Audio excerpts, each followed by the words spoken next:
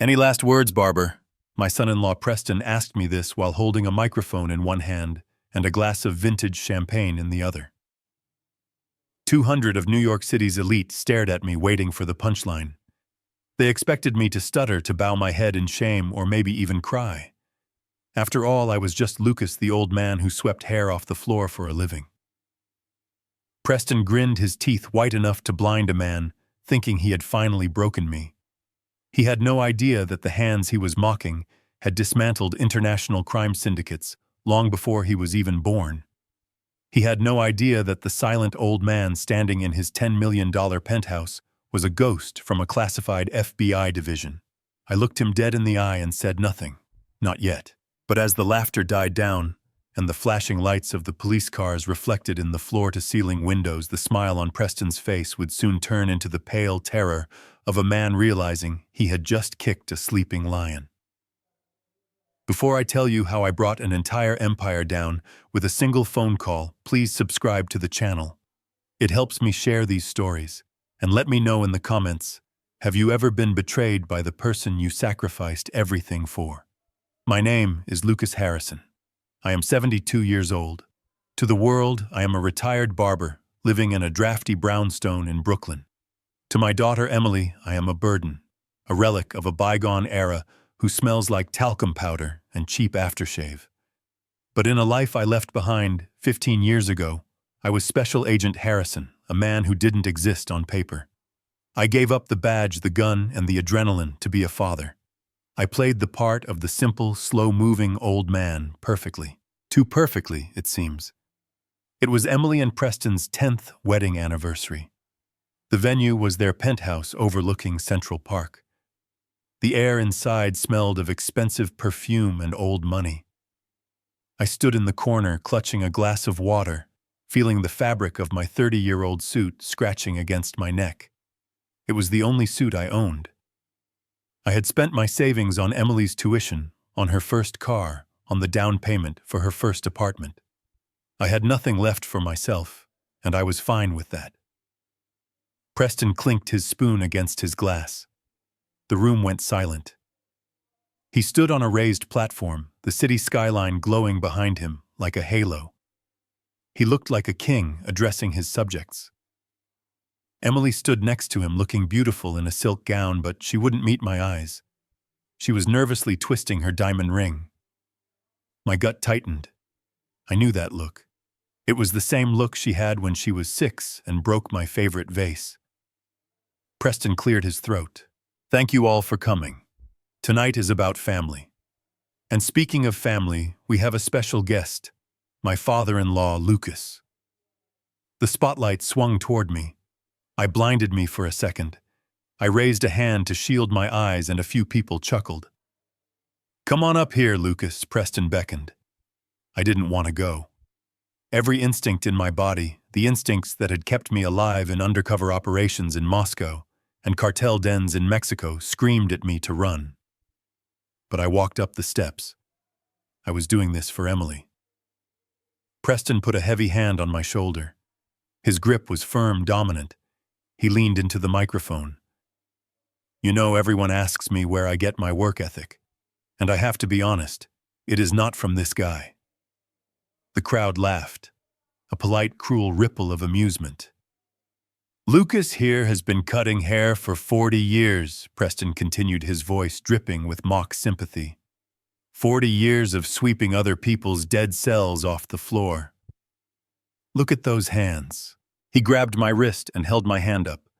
My hand was rough, calloused, scarred from years of wielding scissors and razors and from other more violent tools from my past life. These are the hands of a man who settled, Preston said. A man who was content with mediocrity. But I love him anyway. Because he reminds me every day of what I never want to become. The humiliation burned in my chest, hot and sharp. I looked at Emily. I waited for her to step in. I waited for her to say, "Stop it, Preston. That is my father. He worked 18 hours a day to raise me alone after Mom died." But Emily just stared at her shoes. She was afraid of him. Or maybe she was ashamed of me. Preston wasn't done. But we have a surprise for you, Lucas. Since you are getting older, and let's be honest, a little bit confused lately, Emily and I made a decision. He snapped his fingers. A waiter brought over a silver tray with a large envelope on it. Preston picked it up and handed it to me. Go ahead, open it. I opened the envelope. My fingers felt numb. Inside was a glossy brochure. The cover featured an elderly woman staring blankly at a garden. The text read, Shady Acres Assisted Living Facility. I knew this place. It was a warehouse for the dying, a state-funded nightmare in Queens where the staff was underpaid and the residents were medicated into oblivion. I looked up at Preston. I don't understand. I have a home. I have my shop. Preston smiled a shark-smelling blood. Actually, you don't. Not anymore. He pulled another document from his jacket pocket. It was a deed of sale. We sold the brownstone this morning, Lucas. And the barber shop. A developer bought the whole block. The demolition crews start next week. The room spun. My home. The brownstone wasn't just a house. Beneath the barbershop floorboards lay my past. My encrypted servers, my emergency go-bag, the evidence files I had kept as insurance against the enemies I had made. If they dug that up, if they found the basement, everything was over. You can't sell it, I said, my voice low. It is in my name. Preston leaned in close so only I and the front row could hear. Oh, but it isn't. Remember that power of attorney you signed last year? When you forgot where you parked the car and got scared? I froze. I had feigned that memory loss. It was part of my cover to explain why I was taking long disappearances to meet with my old contacts. I had played the senile old man to protect my secret identity. And now my own daughter had used that act to legally declare me incompetent. Emily, I whispered. I looked at her. Tears were streaming down her face, but she nodded. It is for the best, Dad, she choked out. The money from the sale. Preston needs it for an investment. It will pay for your care at Shady Acres. It is safer there. The betrayal hit me harder than any bullet ever had. I had taken a bullet in the shoulder in '89 saving a diplomat. This hurt worse. My daughter had sold my life, my home, and my dignity to fund her husband's gambling addiction masked as investment banking. I am not going to a home, I said, dropping the brochure on the floor. And I am not leaving my house. Preston's smile vanished. His eyes went cold. You don't have a choice, old man. The locks were changed an hour ago. Your stuff is in a dumpster out back.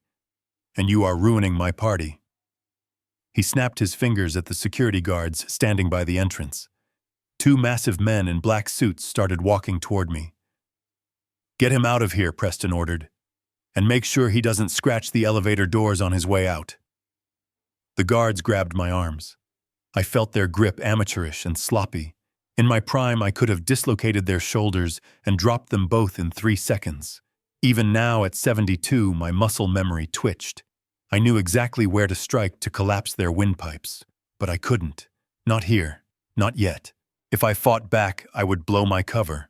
I would become a threat that needed to be neutralized by the police, not just a sad old man. I let them drag me. I let my feet drag across the polished marble floor. Emily. I called out one last time. She turned her back to me. She buried her face in Preston's chest. Preston raised his champagne glass to the crowd. To family, he shouted. The crowd cheered. The sound was deafening. The guards shoved me into the freight elevator. They didn't speak. They just rode down 40 floors in silence. When the doors opened, they grabbed me by the collar of my cheap suit and threw me out onto the sidewalk. I stumbled and fell hard on the concrete. The cold New York wind bit through my thin clothes. It started to rain, a freezing drizzle that mixed with the grit of the city. Passers-by stepped around me, looking at me with pity or disgust. Just another old homeless man in the big city. I sat there on the wet pavement, my knees aching. I reached into my pocket. I had no keys, no wallet. Preston had taken everything. But he had missed one thing. Inside the lining of my jacket, sewn into a hidden pocket near the ribs, was a small black device. It was an encrypted satellite phone older than Preston himself, but fully functional. It had one number programmed into it. A number I swore I would never call unless the fate of the nation was at stake. I looked up at the penthouse. I could see the golden light spilling from the windows 40 floors up. I could imagine Preston laughing, clinking glasses, celebrating his victory over the barber. He thought he had thrown out trash. He didn't know he had just armed a bomb. I stood up. My joints popped, but I straightened my back. The slouch of the old barber vanished. I wiped the rain from my face. My eyes, usually soft and grandfatherly, hardened into the steel gaze of Agent Harrison. I was not going to Shady Acres, and I was not losing my home. I started walking toward Brooklyn. It was a long walk, but I needed the time to think. I needed to plan. Because when I arrived at my shop, I wasn't going to be cutting hair. I was going to be cutting ties. And Preston Galloway was about to learn that you never, ever back a ghost into a corner. The walk from Manhattan to Brooklyn usually takes an hour, but that night it felt like an eternity. The rain had soaked through my suit, weighing me down, but the cold was good. It kept my mind sharp. It kept the rage from boiling over and making me do something reckless. I walked across the bridge, the lights of the city blurring in the mist. Cars rushed past, splashing dirty water onto the sidewalk, but I didn't flinch. In my head, I wasn't Lucas, the evicted old man. I was mapping out the perimeter. I was calculating entry points. I was running a tactical assessment of a hostile environment.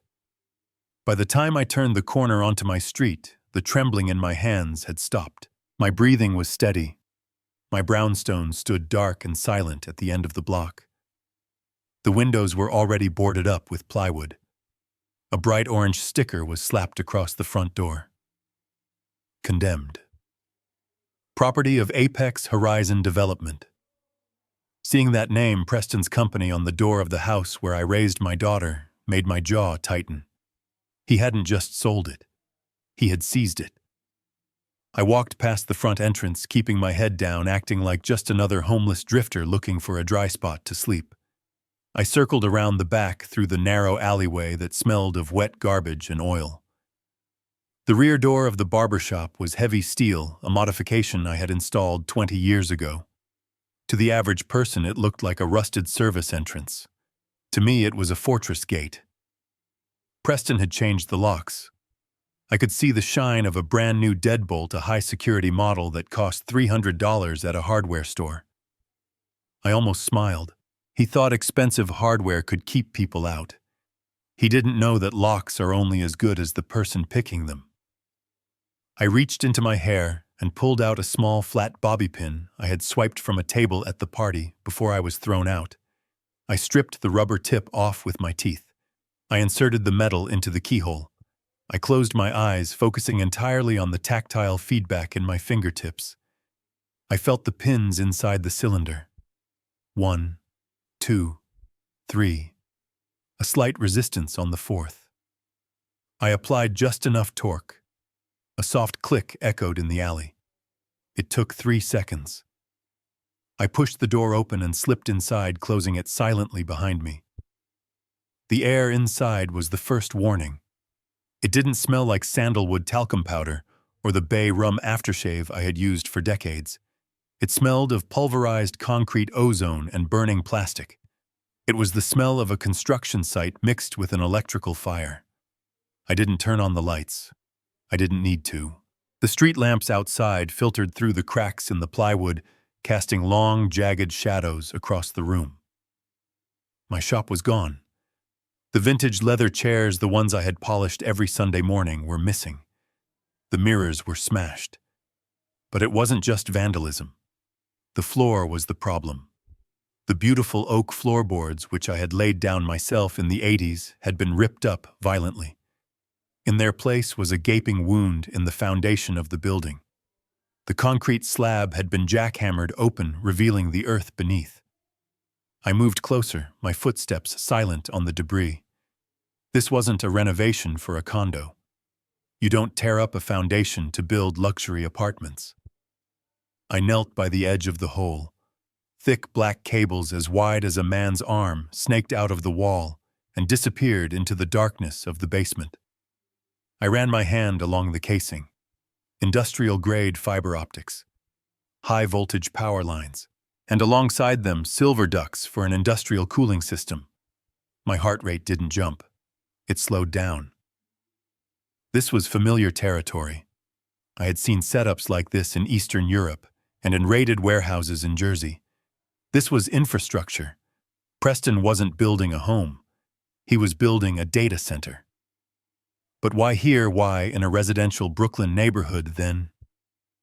It hit me. The power grid in this block was old, unmonitored, and easily tapped into if you knew how to bypass the meters. He was stealing electricity. But for what, I climbed over a pile of rubble to get to where my reception desk used to be. A makeshift table made of plywood stood there. On it lay a stack of papers and a tablet that had been left behind in the rush. Careless. Arrogant. Preston thought he owned the world, so he didn't bother covering his tracks. I picked up the top document. It was a schematic stamped with the logo of a shell company I didn't recognize, but the signature at the bottom was familiar. P. Galloway. I squinted to read the technical specs in the dim light. It was a layout for a server farm, but not just any servers. These were ASIC miners, specialized hardware used for cryptocurrency mining. I flipped the page. The next sheet was a flowchart. It detailed transaction routes. Money moving from the Cayman Islands to shell accounts in Delaware, then converted into crypto tokens, tumbled through these servers and deposited into legitimate real estate holdings. It wasn't just gambling debt.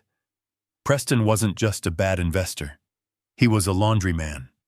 He was washing money. And based on the volume of power these cables were rated for, he was washing hundreds of millions. The barbershop wasn't just a cover for him to humiliate me. It was the perfect hideout. Who would look for a high-tech financial crime hub in the basement of a condemned barbershop owned by a senile old man? He needed the building empty. He needed me gone. And he needed Emily to sign the papers so he could legally gut the place without permits. It was brilliant. It was evil. And it was sloppy. I reached for the tablet. I needed to see if I could access the network, maybe get a glimpse of who the money belonged to. If Preston was washing this much cash, he wasn't working alone. He was working for people who cut heads off, not hair. I was about to touch the screen when I heard it. The sound of a car door closing out front. Then heavy boots on the pavement. Not the rhythmic walk of a patrolman. The heavy shuffling walk of hired muscle. I looked for an exit. The back door was my only way out, but I had locked it behind me out of habit. A mistake. The front door rattled. They had a key. Of course they did. They worked for Preston. I quickly placed the papers back exactly how I found them. I stepped back into the shadows, pressing my back against a structural pillar that used to separate the washing stations. I held my breath. The front door groaned open. A beam of white light from a tactical flashlight cut through the darkness, sweeping across the room. Dust motes danced in the beam. Clear right, a deep voice grunted. "Check the basement entrance." The boss said the sensors tripped, another voice replied. Two men stepped inside. They were big. Leather jackets, thick necks, the kind of guys who spent more time in a gym than a library. And they were carrying baseball bats, not guns. Bats were quieter. Bats sent a message. Preston didn't want the police involved with gunshots. He wanted a beating. They moved with a confidence that annoyed me. They didn't check their corners. They walked right into the center of the room. "Man, this place is a dump," the first one said, kicking a piece of my broken mirror. "Why are we guarding a hole in the ground?" "Because the boss is paranoid," the second one said, walking toward the hole in the floor. "He thinks the old man might come back." I stayed perfectly still. I was 5 feet away from them, hidden by the pillar and the darkness. My eyes adjusted to the gloom. I scanned them for weaknesses. The first one favored his left leg, an old injury. The second one held the bat loosely, too relaxed. If I engaged them, I had to be fast. I was 72. I didn't have the stamina for a long fight. I had explosive power for maybe 10 seconds. After that, my joints would fail me. I needed to disable them instantly, but I had no weapon. My razor was in my pocket, but the blade was folded. It would take too long to open. I looked around the floor near my feet. A shard of the mirror lay there. Sharp. Long. A makeshift dagger. The second man shone his flashlight toward the back of the room. The beam hit the steel door I had entered through. He paused. "Hey," he said. "The lock on the back door." "It is unlocked." The first man turned around. "What? Someone is inside." The second man hissed. He raised his bat, his body tensing up. The atmosphere in the room shifted instantly. The predators realized they weren't alone. The flashlight swept frantically around the room, now checking the corners they had ignored before. "Come out, old man," the first one shouted, his voice echoing off the bare walls. "We know you are here. Make it easy on yourself, and we will only break one leg." I didn't move. I didn't breathe. The beam of light inched closer to my pillar. I gripped the shard of glass in my hand, feeling the sharp edge bite into my callus. I waited. Patience is the weapon of the old. The light hit the edge of the pillar. Then it hit my shoe. There. The light blinded me. I squeezed my eyes shut and pushed off the wall. The element of surprise was gone. I was cornered in my own home, surrounded by enemies, with nothing but a piece of broken glass and the muscle memory of a life I thought I had left behind. I stepped out into the light, raising my hands slowly. "Whoa, take it easy, boys," I said, pitching my voice to sound shaky, terrified. "I am just looking for my glasses." The two men laughed. The tension in their shoulders dropped. They saw a frail old man in a wet, cheap suit. They didn't see the tension in my legs coiled like springs. They didn't see how I had positioned the glass shard between my fingers. "You found something better than glasses." "Pops," the first man sneered, slapping the bat into his palm. "You found a world of hurt." They stepped closer, closing the distance. I was trapped. The basement hole was behind me. Two giants were in front of me. There was nowhere to run. Good, I thought. I don't like running anyway. The first man swung the baseball bat with the kind of sloppy anger that comes from being paid too much to do too little. He aimed for my head. A younger man would have ducked. I didn't. I stepped into the arc of the swing, moving inside his reach. My left forearm blocked his wrist, stopping the momentum dead, while my right palm struck his chin. It wasn't a punch. It was a precise upward thrust, designed to rattle the brain inside the skull. He dropped the bat and stumbled back, his eyes rolling up. Krav Maga isn't about looking pretty. It is about ending the threat in the shortest amount of time with the least amount of energy. The second man hesitated. He saw his partner go down, and fear flickered across his face. He held his bat tighter, knuckles white. I could have taken him down in 3 seconds. A kick to the kneecap, a chop to the throat. But as I shifted my weight, I heard the wail of sirens cutting through the Brooklyn night. They were close. Too close. If the police found 2 unconscious security guards and an unharmed old man, the narrative would be complicated. I needed to look like the victim. I needed evidence of a struggle that went beyond trespassing. I lowered my guard. Just an inch. The second man took the bait. He swung the bat, aiming for my ribs. I saw it coming. Every instinct screamed at me to block, to deflect, to break his arm. I forced myself to stay still.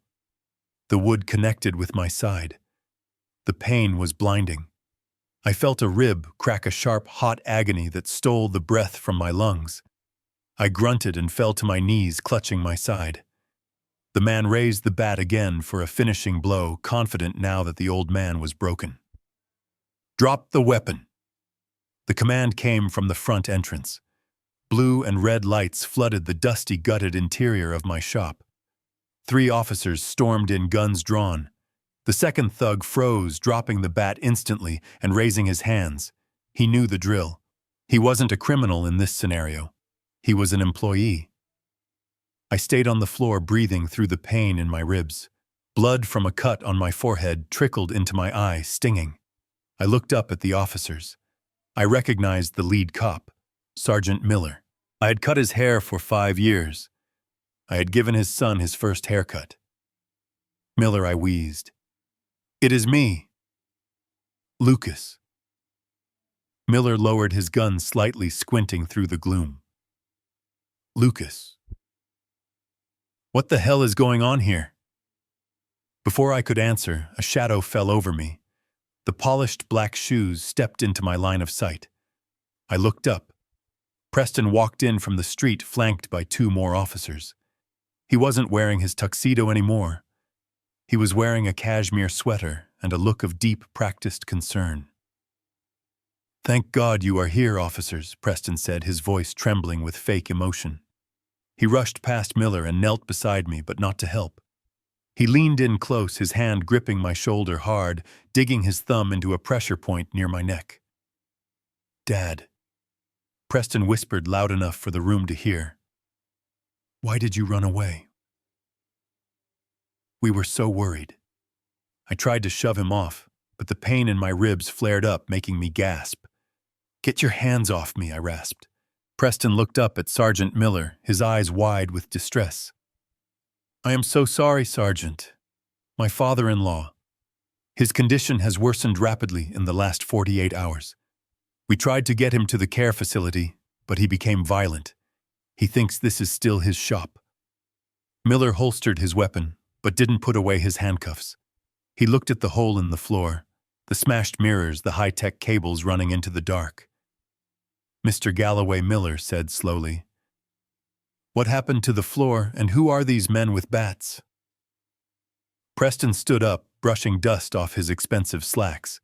He pulled a folded document from his pocket. "These men are private security contractors hired by my development firm. We started demolition today for the new project.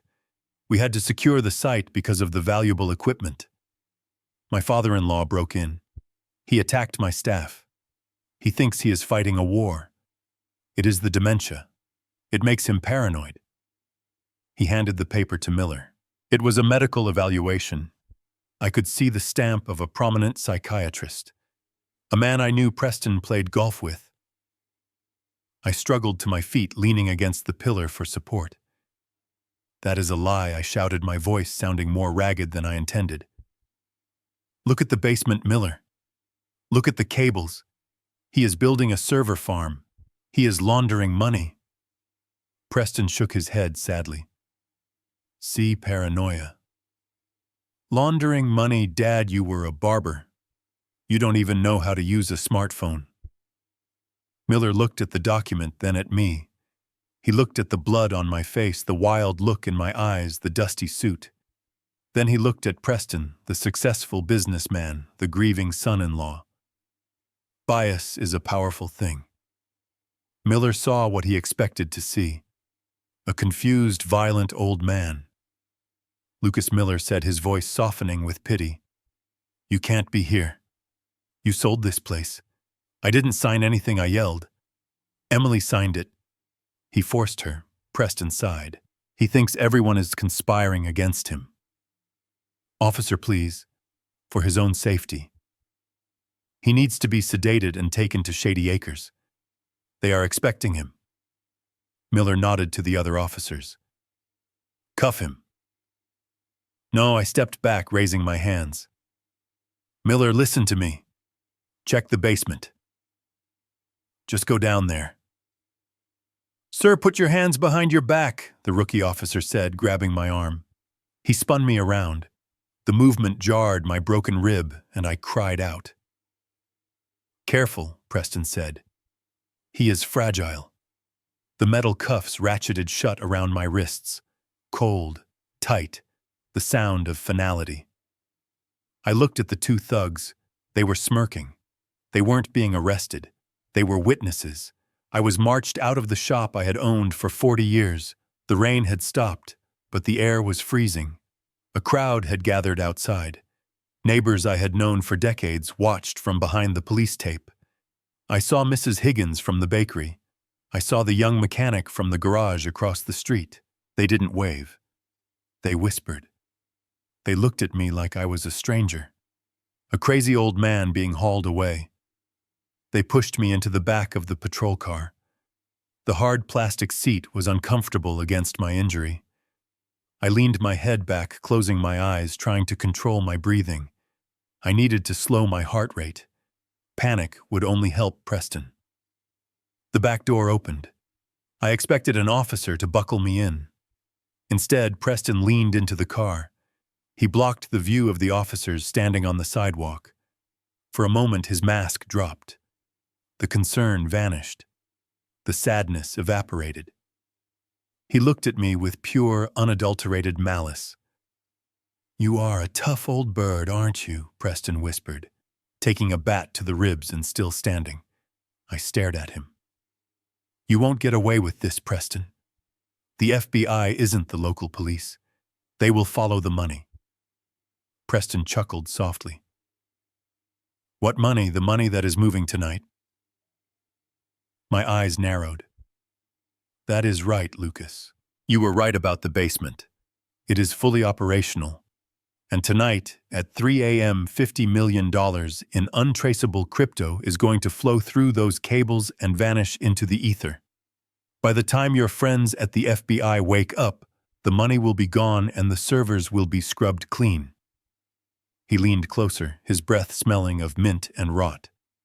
And you will be in Shady Acres. I have spoken to the director. He owes me a favor. You are going to be placed in the high-security ward. Solitary confinement. Heavy sedation. He tapped the glass of the window with his ring. If you keep your mouth shut, I will make sure you get Jell-O with your dinner. If you try to play hero again, well, old men have strokes all the time. The nurse will give you an injection, and you will just drift away. No autopsy. Just a sad end to a sad life. He pulled back, a smile returning to his face. Goodbye, Dad. Try not to drool on the upholstery. He slammed the door. The sound echoed like a gunshot. I watched him walk away through the rain-streaked window. He shook hands with Sergeant Miller. He pointed at the shop, giving orders. He looked like a man who had won.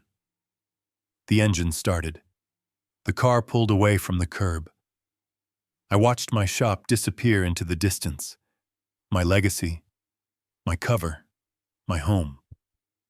But Preston had made a mistake. A fatal mistake. He told me the timeline. Tonight. 3 a.m. He thought he was taunting a helpless old man. He didn't realize he had just given a mission briefing to a field agent. I looked at the partition between me and the officers. I looked at the cuffs on my wrists. I tested the chain. Standard issue. I could pick them with a paperclip if I had one. I didn't. But I was going to a hospital. Hospitals have tools. Hospitals have phones. Preston thought Shady Acres was a prison. He was wrong. For a man with my training, it wasn't a prison. It was a base of operations. I leaned back and closed my eyes, ignoring the fire in my ribs. 3 a.m. I had 4 hours. The car sped up, merging onto the highway. The city lights blurred into streaks of gold and red. The game wasn't over. It had just begun. And Preston Galloway had no idea that he had just put the wolf in the henhouse. I waited for the darkness of the highway to swallow us whole. I began to flex my wrists, testing the limits of the metal, preparing for what had to be done. The barber was gone. The agent was back. And tonight someone was going to get cut. Shady Acres looked exactly like the brochure Preston had shown me, which meant it was a lie disguised as paradise. From the outside, it was a manicured estate with oak trees and white fences. Inside, past the heavy security doors that clicked shut with the sound of a prison lockdown, it was a sterile purgatory. The air smelled of industrial bleach and unwashed bodies masked by a faint layer of lavender air freshener. I was wheeled in on a gurney, my wrists still cuffed to the rails, bypassing the reception desk, where families were signing their guilt away on clipboards. They didn't take me to a room with a view of the garden. They took me straight to the isolation ward in the basement, a place where the screams of the forgotten could be muffled by soundproof tiles. Dr. Aris was waiting for me. He was a small man with nervous eyes and a smile that didn't reach them. I knew his type. He wasn't a healer. He was a fixer. A man who had traded his Hippocratic oath for a retainer fee from men like Preston. He stood over me, checking the chart that the police had handed him, the fake psychiatric evaluation that declared me a danger to myself and others. He clicked his pen, looking at me with a mixture of pity and annoyance. "Mr. Harrison," he said, his voice oily and patronizing, "I understand you have had a rough night. Preston tells me you are experiencing severe delusions." I stared up at him, testing the strength of the leather straps they were fastening across my chest. "Aris," I said, my voice low, "do you know what the penalty is for falsifying medical records to aid in a federal crime?" "It is 20 years in a federal penitentiary." Aris chuckled, but his hand trembled slightly as he reached for a vial on the metal tray next to him. "See, that is the paranoia talking. We are just going to give you something to help you sleep, a little cocktail to reset your brain chemistry." He tapped the syringe. I watched the clear liquid swirl inside the barrel. Haldol, Ativan, maybe something stronger. A chemical lobotomy designed to turn a witness into a vegetable. I couldn't fight them physically. There were 2 orderlies holding my shoulders down, massive men who looked more like bouncers than nurses. But I had training they didn't know about. As Aris swabbed my arm with alcohol, I began the countermeasure. I inhaled sharply, holding the breath deep in my diaphragm. I clenched every muscle in my lower body, my quadriceps, my calves, my glutes. I created a massive spike in internal pressure, a technique known as the Valsalva maneuver, modified for interrogation resistance. It forces the heart to pump harder against resistance, altering the blood flow and delaying the metabolization of the toxin. It wouldn't stop the drug, but it would buy me minutes of clarity before the fog rolled in. The needle pierced my skin. The plunger went down.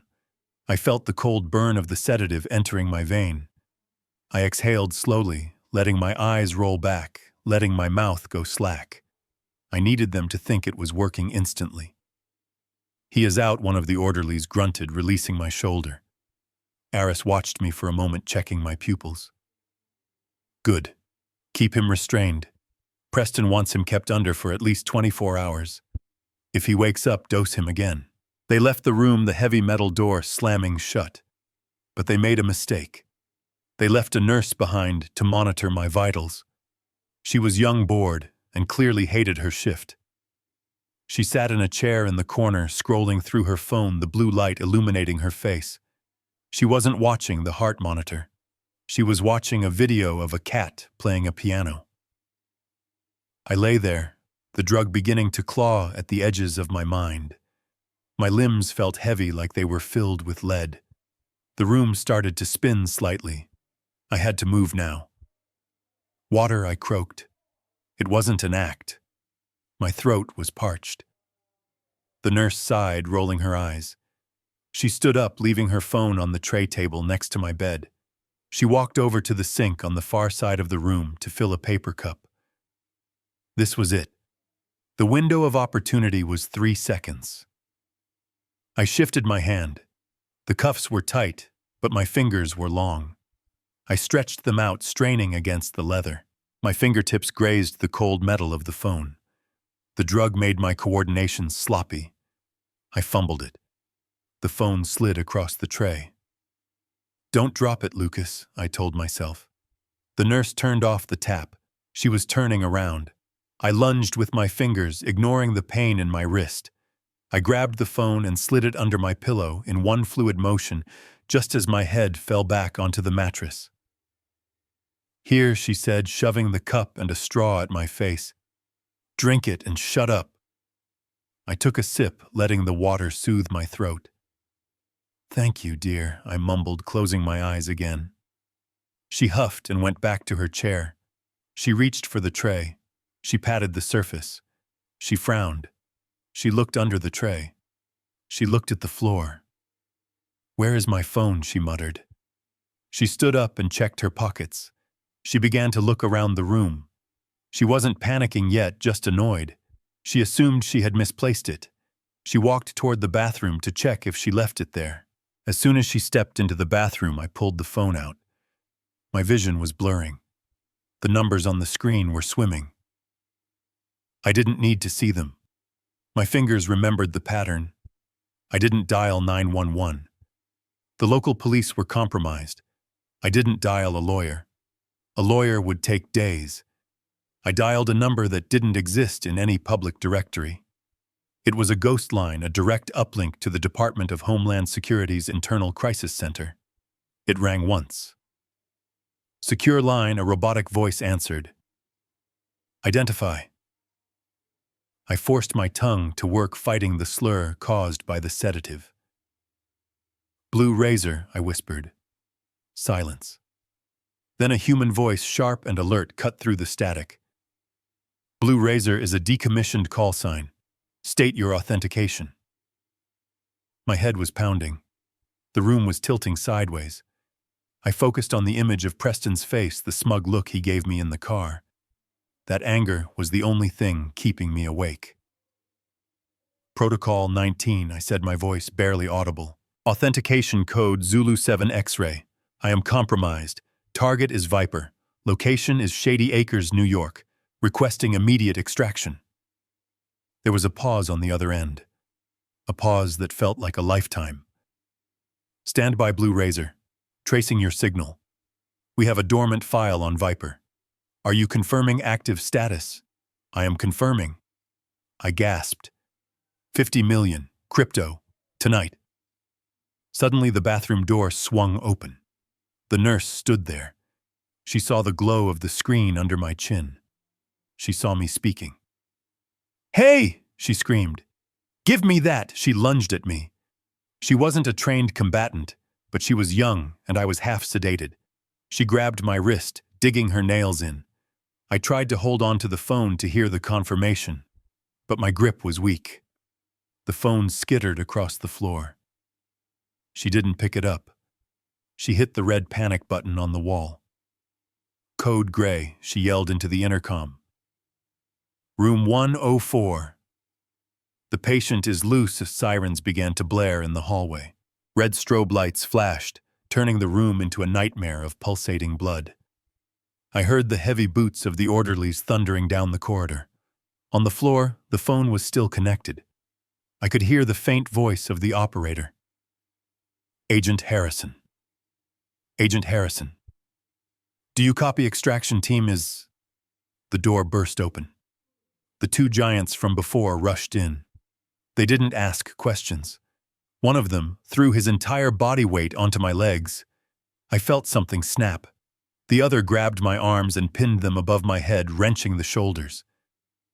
"Get the doctor!" the nurse screamed.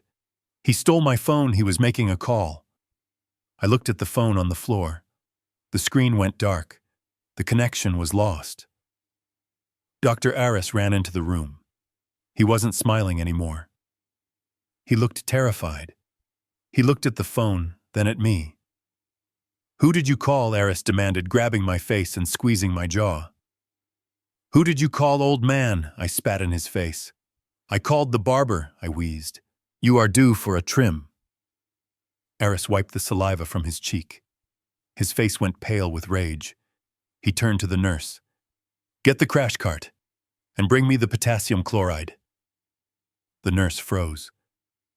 "Doctor, that is for cardiac arrest. That stops the heart." "Do it," Aris screamed. "He is a threat to the operation. We will say his heart gave out due to the stress of the psychotic episode. No one will question it." The nurse ran out. The orderlies held me down harder. I couldn't breathe. The sedative was taking over now, pulling me down into a black hole. I had played my ace. I had made the call. But had I done it in time, Aris stood over me trembling. He pulled a new syringe from his pocket. This one wasn't clear.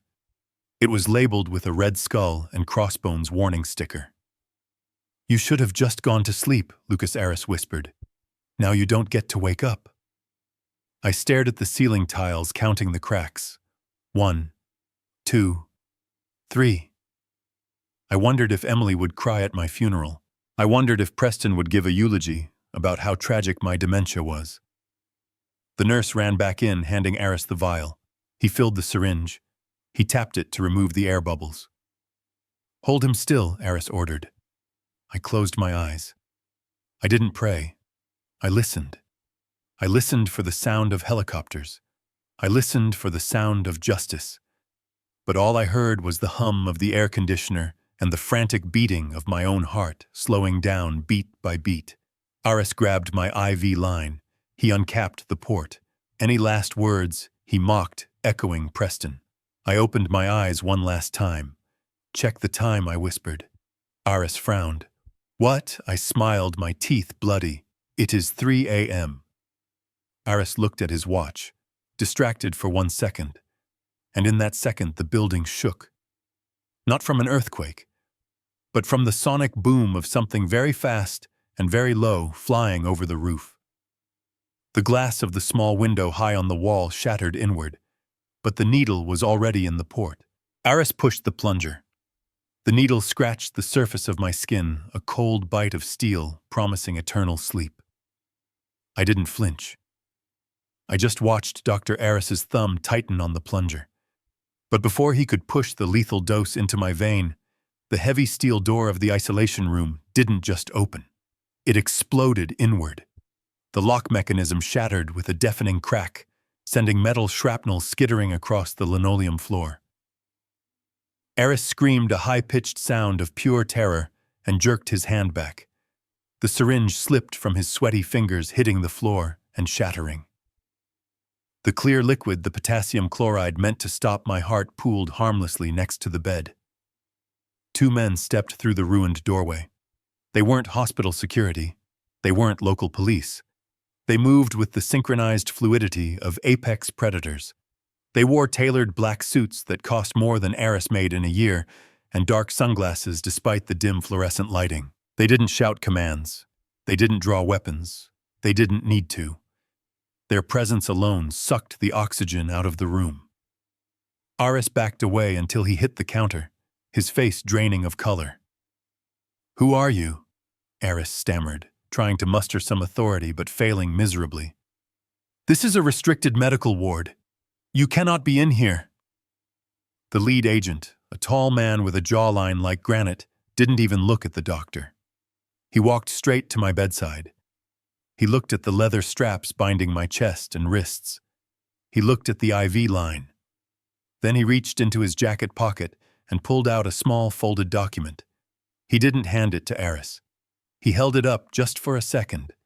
It wasn't a warrant. It was a national security extraction order stamped with the seal of the Department of Justice.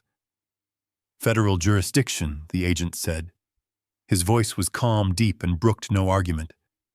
"Prisoner 104 is now a federal asset under the protection of the United States government. Step away from the patient, doctor." Aris looked at the document, his eyes widening as he recognized the seal. "But this man is dangerous," Aris protested weakly. "He is psychotic. He is a threat to—" The second agent moved. He crossed the room in 2 strides and stood nose to nose with Aris. He didn't touch him. He just leaned in. "If you speak one more word," the agent whispered low and lethal, You will be detained for obstruction of justice and conspiracy to commit murder. Do we understand each other?" Aris clamped his mouth shut and nodded frantically. He looked like a child caught stealing from the cookie jar, except the punishment here wasn't a timeout. It was federal prison. The lead agent turned back to me. He produced a switchblade, flicked it open, and sliced through the thick leather straps binding me as if they were paper. I sat up, rubbing my wrists where the cuffs had bitten into the skin. The drug was still swimming in my system, making my head feel heavy, but the adrenaline was burning it off fast. I swung my legs over the side of the bed. I felt weak, but I stood up. I had to show them I was still operational. I steadied myself against the bed frame. The lead agent reached out a hand to support me, but I waved him off. I needed to stand on my own. I adjusted my torn, dirty suit jacket. I ran a hand through my hair. Then I turned my attention to Dr. Aris. He was pressed against the wall, trembling. He knew. He knew that whatever game he thought he was playing with Preston, he had just lost. I walked over to him slowly. I didn't hit him. I didn't yell. I just leaned in close, invading his personal space, forcing him to look into the eyes of the man he had tried to kill 5 minutes ago. I reached out and tapped the plastic ID badge clipped to his lab coat. "Dr. Jonathan Aris." I read aloud, my voice raspy but steady. "Please," Aris whispered, tears welling in his eyes. "I was just following orders." "Preston," he said. I held up a hand, silencing him. "I don't care what he said. I want you to remember this moment, Jonathan. I want you to remember that you tried to play God and the devil showed up instead." I tapped his badge one last time. I never forget a name, and I never forget a face. Pray that I don't come back for you. I turned my back on him. "Let's go," I said to the agents. They flanked me, forming a protective shield as we walked out of the room. We marched down the hallway past the nurse's station. The nurse who had called the code was standing there, mouth open, holding her phone. She looked at me, then at the men in black suits. She quickly put her phone down and looked away. We exited the building through the service doors, stepping out into the cool night air. The rain had stopped, leaving the pavement slick and reflecting the red lights of the ambulance that would never be used. Waiting at the curb was not a police cruiser, but a massive black SUV with tinted windows and diplomatic plates. The engine was running a low, powerful hum. The lead agent opened the rear door for me. "Sir, the director is waiting." I climbed inside. The interior was warm, smelling of leather and old coffee. Sitting on the other side of the back seat was a man I hadn't seen in 10 years, but whose face was etched into my memory like a brother's. Director Harold Holloway. He looked older. His hair was grayer, the lines around his eyes deeper, but he still had that same sharp, intelligent look that made him the best strategist the Bureau had ever known. He held a file folder in his lap. He looked me up and down, taking in the bruised cheek, the torn suit, the exhaustion radiating off me. "You look like hell, Luke," Holloway said, a small grim smile playing on his lips. I settled into the seat, leaning my head back against the headrest. "You should see the other guys," I replied. Holloway chuckled, but it was a dry sound. He tapped on the partition, and the driver pulled away from the curb, merging smoothly into the traffic. We weren't heading to a safe house. We were heading toward the city center. "We got your call," Holloway said, his tone turning serious. "Protocol 19. You really stirred up the hornet's nest at Homeland, Luke. They thought you were dead." I looked out the window at the passing streetlights. I was dead. Lucas the Barber was a quiet man, but Preston Galloway decided to wake up the ghost. Holloway handed me the thick file folder. "We have been tracking Apex Horizon for 2 years. We knew they were moving money. Big money. But every time we got close, the trail went cold. They were using a decentralized tumbling system that we couldn't crack. We suspected they had a physical server farm somewhere in the city, a hardline connection that bypassed the standard grid. But we couldn't find it. I opened the file. Photos of Preston meeting with known cartel financiers, satellite images of shipping containers, bank transcripts. It was a mountain of evidence, but it was all circumstantial. They needed the smoking gun. "It is under my shop, Harold," I said, pointing to a grainy surveillance photo of Preston. "He gutted the foundation. He is tapping into the main city power line. That is why you couldn't find the energy spike. He is masking it under the grid of the entire block." Holloway nodded. "We suspected as much after your call. Our tech team analyzed the signal variance from the area you identified. It is massive. He is not just washing drug money, Luke." Holloway pulled out a photograph from the back of the file. It showed a man in a military uniform, but the insignia was foreign. "He is selling data," Holloway said quietly. "The servers in your basement aren't just mining crypto. They are hosting a black market auction. Tonight at 3 a.m., he is selling the identities of deep-cover operatives working in Eastern Europe. He is selling lists of our people to the highest bidder." My blood ran cold. This wasn't just greed. This was treason. Preston was selling out his own country, selling out men and women who were doing exactly what I used to do. He was signing their death warrants for profit. "The money transfer tonight," I said, realizing the full scope. "It is not the wash. It is the payment." "Exactly," Holloway confirmed.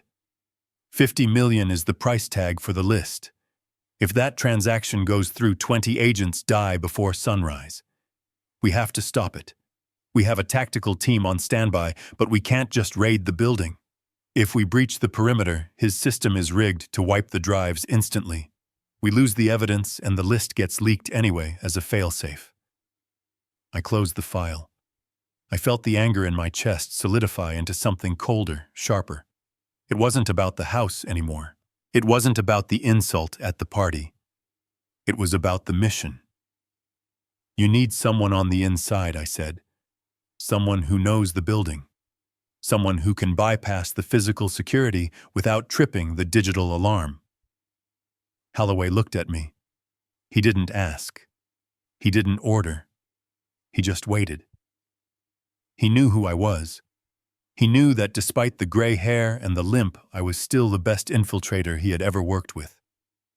"I can get in," I said. "I know the ventilation shafts. I installed them. I know the wiring. I can get you access to the main terminal before Preston knows you are there. But I need equipment. And I need a suit that doesn't smell like hospital disinfectant." Holloway smiled, reaching under the seat. He pulled out a black tactical case. "We thought you might say that. We brought your old gear, or at least the modern equivalent." I looked at the case. I looked at Holloway. "One condition, Harold," I said. "Name it." "Preston is mine. When the dust settles, I want to be the one to put the cuffs on him. I want him to know exactly who took him down." Holloway extended his hand. "Deal. Welcome back to the Bureau, Agent Harrison." I shook his hand. The grip was firm. The car sped up, heading toward the skyline that was hiding a monster. The barber was gone. The father was gone. The only thing left in the back seat of that car was a weapon sharpened and ready to strike. "Let's finish this." Holloway wanted to send a full tactical squad to breach the Apex Horizon Tower. He wanted to repel agents from helicopters and smash through the windows.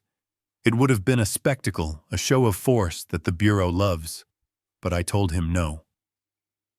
Loud noises make rats scurry, and Preston Galloway was the biggest rat I had ever hunted.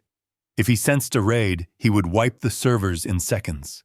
The evidence of treason would vanish, leaving us with nothing but a money laundering charge that his lawyers could drag out for years. To catch a man who thinks he is a god, you don't send an army. You send a nobody. I swapped the $3,000 tactical suit for a pair of blue polyester coveralls that smelled of stale coffee and machine grease.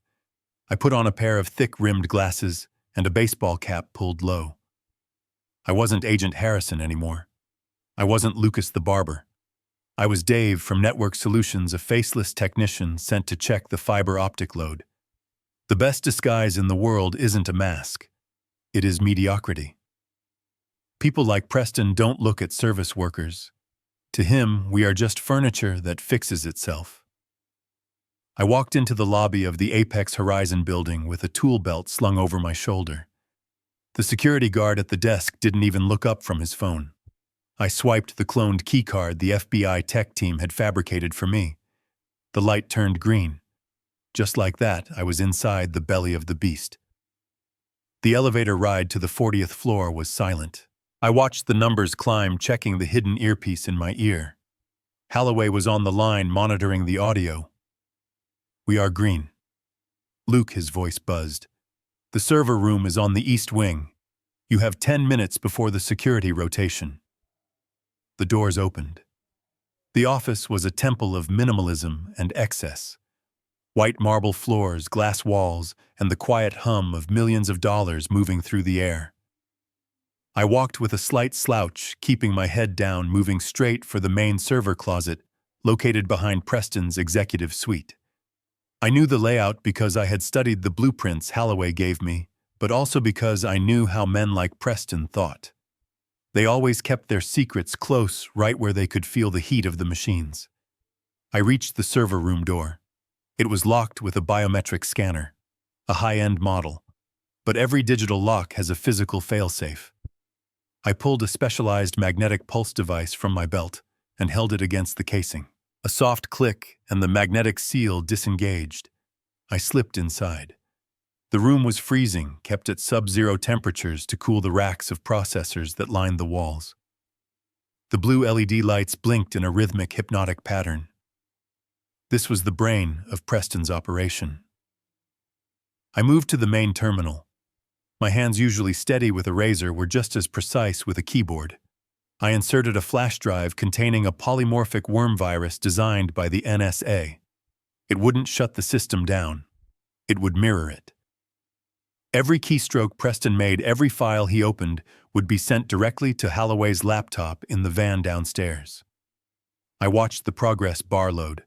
20%, 40%. Suddenly, a voice boomed through the thin drywall separating the server closet from Preston's office. "I don't care about the logistics, Sergey. I want the transfer confirmed by midnight." I froze. I stopped typing and leaned closer to the vent. It was Preston. He wasn't alone. He was on a video call. The voice that answered him was heavy, distorted by a scrambler, but the Russian accent was thick and undeniable. "The buyers are impatient, Mr. Galloway. They want to know the quality of the merchandise. The names. The locations." "The merchandise is premium," Preston replied, his voice arrogant and smooth. "I have verified the list. 20 deep cover operatives. Families, home addresses, new identities. It is all there. But I don't release a single byte until I see 50 million in my wallet." My hand hovered over the keyboard. The rage flared in my gut again. He was talking about human lives like they were crates of fruit. He was selling patriots to wolves. "I need to confirm the upload," I whispered into my comms. "Holloway, are you getting this audio?" "We hear it, Luke." Holloway replied, his voice tight. "Keep the connection open. The worm is at 90%. Do not abort." I waited, watching the green bar crawl across the screen. 95. 98. The door to Preston's office opened. I heard the distinct click of high heels on the marble floor. "Preston, we need to talk." It was Emily. My daughter. Her voice was shaking, fragile. I stiffened. I was 10 feet away from her, separated only by a wall and a server rack. If she opened the closet door to look for a breaker or a switch, the operation was blown. I crouched down low in the gap between the server towers, holding my breath. "Not now." Emily, Preston snapped. "I am in a meeting." He muted the call. I could hear him stand up, his chair scraping against the floor. "What are you doing here?" I told you to stay at the apartment. I brought you lunch, Emily said softly, the sound of a paper bag being set on a desk. And I wanted to ask about Dad. My heart stopped. I pressed my hand against the cold metal of the server rack. What about him? Preston asked, his tone dismissive. I called Shady Acres, Emily said, her voice rising slightly with panic. They said there was an incident, that he was transferred. Preston, where is he? Is he okay? I closed my eyes. She cared. Despite everything, despite the betrayal, she was still my little girl. She was scared. Preston laughed. A cruel, dry sound. He is fine, Emily. He is exactly where he belongs. The doctors said he had a psychotic break. He attacked a nurse. They had to put him in isolation. Isolation, Emily sobbed. But he is 72. He has a bad heart. You promised he would be safe. You said this was just for a few weeks until we got the money sorted out. Preston's voice dropped. It became low and dangerous. The money is sorted out tonight, Emily. And your father, he is a liability. Do you understand that word, liability? I peered through the slats of the ventilation grate. I could see them now. Preston was looming over her. Emily was shrinking back, tears streaming down her face. I want to see him, Emily said, finding a shred of courage. Take me to him, now. Preston grabbed her arm. I saw his fingers dig into her flesh. You aren't going anywhere. You are going to go home, sit down and shut up. You enjoyed the penthouse, didn't you? You enjoyed the cars, the jewelry, the trips to Paris. Who do you think paid for that? Me. And if breaking a few eggs or breaking a senile old man is the price, then you pay it. He is my father, Emily screamed, trying to pull away. Preston's hand moved fast. The sound of the slap was sharp and sickening. It echoed in the sterile office. Emily gasped and fell back against the desk, clutching her cheek. Silence hung in the room, heavy and suffocating. Inside the closet, I gripped the screwdriver in my hand so hard the plastic handle groaned. Every fiber of my being screamed at me to kick down the door, to rush in there and tear his throat out. I visualized it. I saw myself driving the screwdriver into his shoulder, breaking his arm, smashing his face into the marble floor until he stopped moving. He hurt my child. For a father, that is a declaration of war. Luke, stay down. Holloway's voice crackled in my ear. Do not engage. We need the transaction. If you move now, he walks. I was shaking. I watched Preston straighten his tie, looking down at his wife with pure contempt. Listen to me closely, you stupid woman, Preston hissed. Lucas isn't coming back, even if he survives the night, which I doubt he will never be lucid again. He is better off dead. It is cleaner for us. No medical bills. No drooling invalid in the guest room. He grabbed her chin, forcing her to look at him. Now get out. And if you say one word to anyone, you will join him. Emily sobbed a broken, defeated sound. She grabbed her purse and ran out of the office. I listened to her footsteps fade down the hallway. Preston sighed as if dealing with her was just a minor inconvenience. He walked back to his desk and unmuted the call. Apologies, Sergey. Domestic issue. Now send the test packet. I am ready to receive the funds. On my screen, the progress bar hit 100%. Upload complete. I exhaled a long, shaky breath. I loosened my grip on the screwdriver. My knuckles were white. My heart was hammering against my ribs, but not from fear. From hate. Pure, distilled hatred. I had the evidence. The spyware was active. We could see everything. But Holloway was wrong about one thing. This wasn't just an investigation anymore. I waited until Preston was engrossed in the screen. Then I slipped out of the closet, moving like a ghost. I walked back to the elevator, my head down, my tool belt heavy. I didn't kill him. Not today. Because death was too easy. Death was an escape. I wanted Preston Galloway to lose everything first. I wanted him to watch his empire burn, to feel the cold steel of handcuffs, to rot in a cell, knowing he was beaten by the barber he mocked. I walked out of the building into the bright afternoon sun. I took a deep breath, but the air tasted like ash. I touched the earpiece. "I am out, Harold.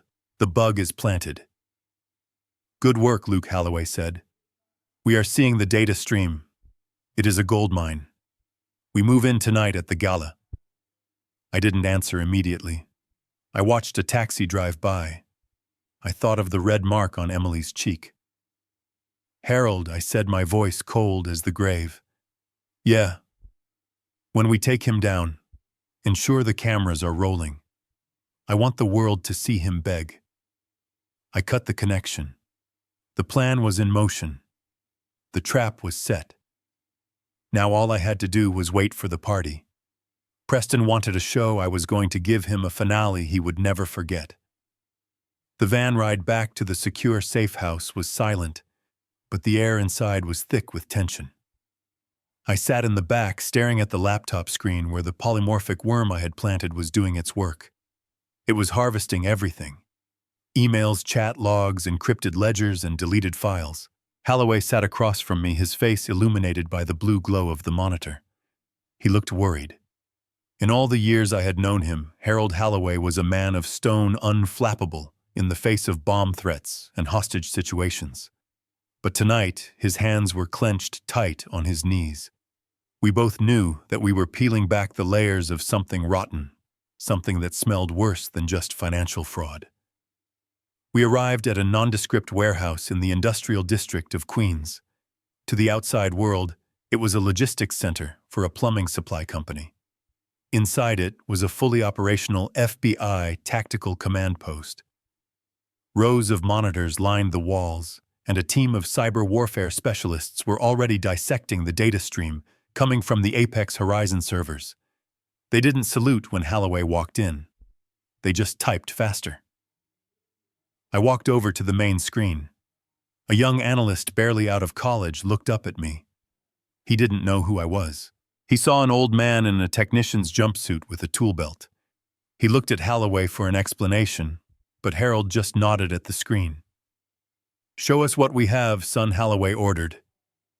The analyst tapped a few keys. The main screen split into 3 sections. "It is worse than we thought." "Director," the analyst said, his voice shaking slightly. "The financial structure is complex, but we cracked the encryption on the merchandise list about 10 minutes ago. We thought Preston was moving crypto for the cartels. We were wrong. The crypto is just the payment method. The product he is selling is information." I stepped closer to the screen.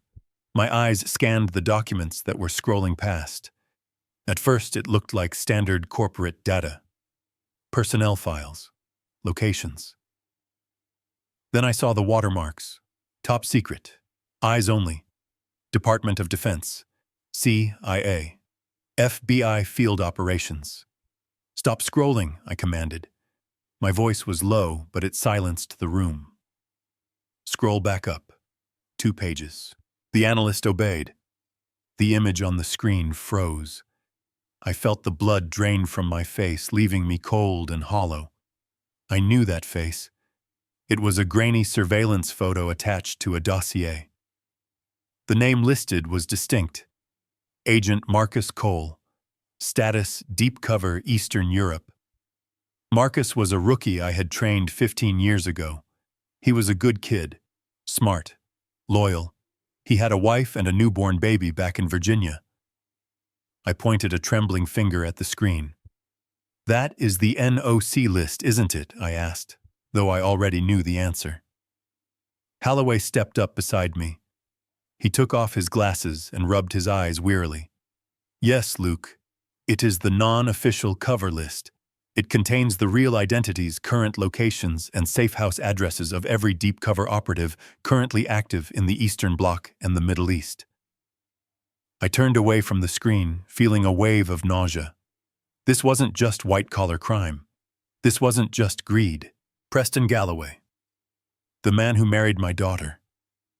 The man who sat at my dinner table and complained about the quality of the wine was selling human lives. He was auctioning off American patriots to the very people they were hunting. How much, I asked. The analyst swallowed hard. The opening bid for the full list is $50 million. The buyer is a syndicate with ties to 3 different terrorist organizations. If this transaction goes through at 3 a.m., every agent on this list will be dead within 48 hours. They will be hunted down in their homes, in their beds. I looked at the time. It was 7 p.m. We had 8 hours. The room seemed to spin. I thought about the house Preston had sold.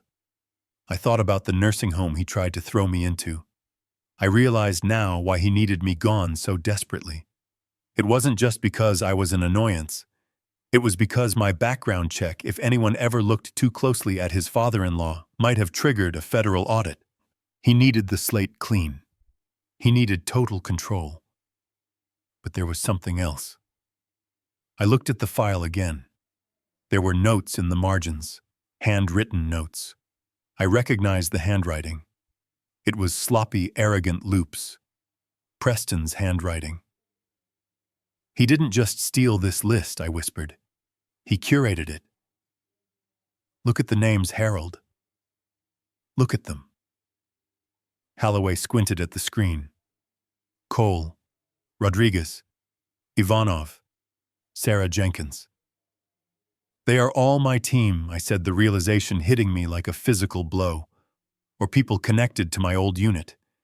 He accessed my old dormant files. He used my credentials, the ones I kept hidden in the basement.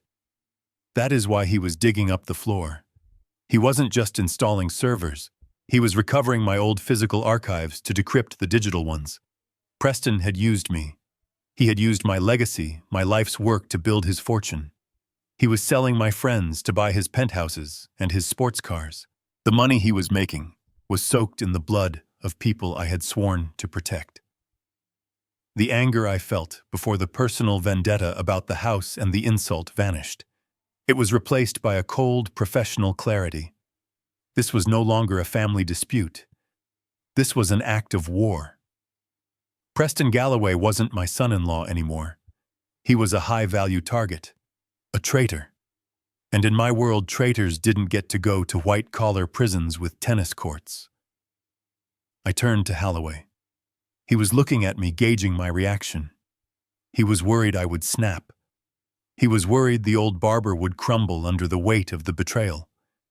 He didn't see the Barber anymore. He saw the agent who had earned the nickname the Razor. Harold, I said, I want command of this operation. Holloway hesitated. Luke, you are retired. You are a civilian. Technically, you are a victim in this case. Standard procedure is to bring in a tactical assault team. We surround the gala. We arrest him quietly. No, I interrupted. Quiet arrests mean lawyers. Quiet arrests mean plea deals. He has leverage now. If you arrest him standard, he will leak the list automatically as a dead man's switch. He has probably set it up so that if he doesn't enter a code every hour, the list goes public. You can't touch him until we disable the failsafe. Holloway nodded slowly. You are right. He is arrogant, but he isn't stupid. So what is the play? I walked over to the table where my old gear was laid out. The tactical vest, the encrypted earpiece, and my straight razor polished and gleaming under the harsh lights. We don't arrest him, I said, picking up the razor. We break him. We make him panic. We make him believe that his buyers have turned on him. We force him to deactivate the failsafe to save his own skin. And the only person who can get close enough to do that, without triggering his suspicion, is someone he thinks is already dead. I looked at the analyst. Can you manipulate the feed he sees on his phone? Can you spoof a message from his buyers? The kid nodded eagerly. I can try. I can inject a false confirmation or a threat. Good, I said. At the gala tonight, I am going to walk in through the front door. I am going to be the ghost he is afraid of. And while I have his attention, while he is staring at the dead man walking, you are going to cut his digital throat. Holloway watched me. He saw the look in my eyes. It was the same look I had in Beirut in '82. The look of a man who had already accepted the cost of the mission. This is personal, Luke Holloway warned. Personal missions get messy. It was personal when he sold my house, I corrected him. Now, it is a sanitation job. We are cleaning up a mess. I put on the shoulder holster. The weight of the gun felt familiar, comforting. But I knew I wouldn't use it unless I had to. The gun was for defense. The razor was for the message. I want this operation classified under a new code name, I said, adjusting my cuffs. Holloway picked up a marker and walked to the whiteboard. What do you want to call it? I looked at the reflection in the mirror. I saw the old man, but behind the wrinkles the fire was burning hot. Operation Clean Shave, I said. Holloway wrote it down. He capped the marker and looked at the team. You heard the man. Operation Clean Shave is a go.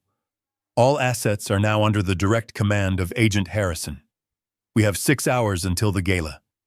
I want eyes on every exit, I want snipers on the roof, and I want the building wired for sound.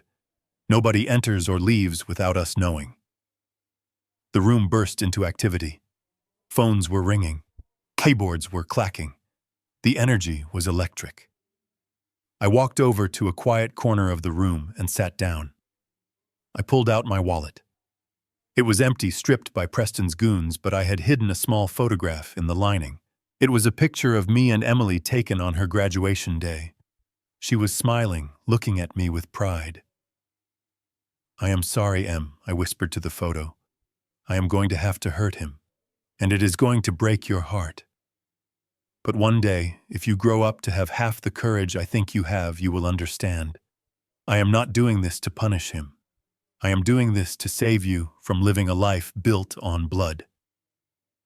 I put the photo away. I closed my eyes for a moment, centering myself. The fatigue was there, scratching at the back of my mind, but I pushed it down. I could sleep when I was dead. Tonight I had work to do. I stood up and walked back to Holloway. Get me a tuxedo, I said. A good one. If I am going to crash a party, I am going to be the best-dressed man in the room. Holloway smiled. I will make the call. But Luke, be careful. Preston is desperate. A desperate man is dangerous. I touched the scar on my chin. He is not desperate yet, Harold. But he will be. When he sees me tonight, he is going to realize that the barber didn't just cut hair. He cut throats. And I am coming for his. The safe house was quiet save for the hum of the server racks cooling down the massive amount of data we were siphoning from Preston's life. Holloway offered to have the cyber team draft the email to make it sound like a standard blackmail threat from a rival syndicate. I told him no. A syndicate wants money. A syndicate wants a piece of the action. To truly terrify a man like Preston, you don't threaten his wallet. You threaten his reality. You make him doubt the very ground he stands on. I sat at a terminal, my fingers hovering over the keys. I didn't use sophisticated encryption or a complex routing algorithm. I used a simple disposable email address. The subject line was one word. Barber. I typed the message slowly. I know what is buried under the chair. I know about the 50 million. I know about the list. You have 2 hours to confess, or the FBI gets the coordinates. I didn't ask for money. I didn't ask for a meeting. I hit send. Then I leaned back and watched the main monitor where we had hacked into the security camera in Preston's office. It took 30 seconds. Preston was sitting at his mahogany desk, sipping scotch, looking like the king of the world. Then his phone buzzed. He picked it up casually. I watched his face. The transformation was instant. The color drained from his cheeks. His hand began to shake, rattling the ice in his glass. He stood up so fast his chair tipped over. He looked around the empty office, his eyes darting to the corners, to the vents, as if he could feel eyes on him. He wasn't the arrogant CEO anymore. He was a child who had been caught, and he knew the punishment was coming. He frantically dialed a number on his burner phone. We listened in. "It is him," Preston screamed into the phone. "The old man. He is not crazy. He knows. He knows everything." On the other end, the rough voice of his head of security answered. "Boss, relax. We checked the hospital. He is gone, but he is 72. He probably wandered off and found a library computer." "Find him," Preston yelled, his voice cracking. "I don't care if you have to burn down every shelter in Brooklyn. Find Lucas Harrison and put a bullet in his brain. Do you hear me? No more accidents. No more heart attacks. I want his head on a plate." I watched him pace the room. He was unraveling. The threat of violence is a powerful tool, but the threat of exposure is nuclear to a narcissist. He went to his wall safe. He spun the dial with trembling fingers. He pulled out stacks of cash passports and a pouch of uncut diamonds. He was cashing out. He was preparing to run. "Get the jet ready," he barked into the phone again. "Move the departure time up. We leave tonight. Right after the gala. I am not waiting for tomorrow." He was accelerating the timeline. Holloway looked at me from across the room. "He is spooked," Holloway said. "He is going to try to dump the data at the party and flee straight to Teterboro Airport." "That is exactly what we want," I replied. "If he runs, he makes mistakes. If he stays calm, he is dangerous. A panicked man is predictable." I stood up. My part in the digital war was over. Now came the physical preparation. I walked to the small room Holloway had set up for me. On the bed lay my tuxedo. It was 20 years old, a bespoke piece from a tailor in London who used to make suits for Kingsman agents. It had seen better days, but so had I. I brushed the fabric, feeling the history in the weave. I stripped off the technician's coveralls. I showered, scrubbing the smell of the safe house off my skin. I stood in front of the mirror. The bruises on my ribs from the baseball bat were turning a deep purple, a map of pain across my torso. I traced them with my fingers. They were reminders. Fuel. I dressed slowly. The crisp white shirt. The black tie. The cufflinks that were a gift from a defector I saved in Berlin. I put on the jacket. It fit perfectly, hiding the shoulder holster where my service pistol rested. I looked at the man in the mirror. Lucas, the barber, was gone. Agent Harrison was back. But there was one last piece of the ensemble. I reached into my pocket and pulled out the straight razor. It was a vintage piece with a handle made of pearl and a blade of high-carbon steel. I had used it to give thousands of shaves. I had used it to comfort grieving fathers and excited grooms. But tonight, it wasn't a tool for grooming. It was a symbol. I picked up the leather strop hanging on the door handle. I began to sharpen the blade. The sound was rhythmic. Shk, shk, shk. It was a meditative sound. With each stroke, I visualized the night ahead. I saw the layout of the gala. I saw the exits. I saw Preston's face. I wasn't going there to kill him unless I had to. I was going there to strip him of his armor, to peel away the lies until there was nothing left but the scared little man who beat women and sold out his country. I tested the edge against my thumb. It was sharp enough to split a hair, sharp enough to cut through the web of lies Preston had spun. There was one last thing I had to do. The hardest thing. I picked up the burner phone Holloway had given me. I dialed Emily's number. I blocked the caller ID. It rang 4 times. "Hello?" Her voice was small, fearful. She sounded like she had been crying. I closed my eyes. I wanted to say, "Emily, it is Dad." I wanted to tell her I was coming to save her. But I couldn't. If she knew it was me, she might react in a way that tipped Preston off. She might try to find me at the gala. I needed her away from the blast zone. I lowered my voice using a technique to roughen the vocal cords, making me sound like a stranger. "Listen to me very carefully, Mrs. Galloway. Who is this?" Emily asked, her breath catching. "This is a friend of your father," I lied. "A guardian angel. You are in danger." "What? What are you talking about?"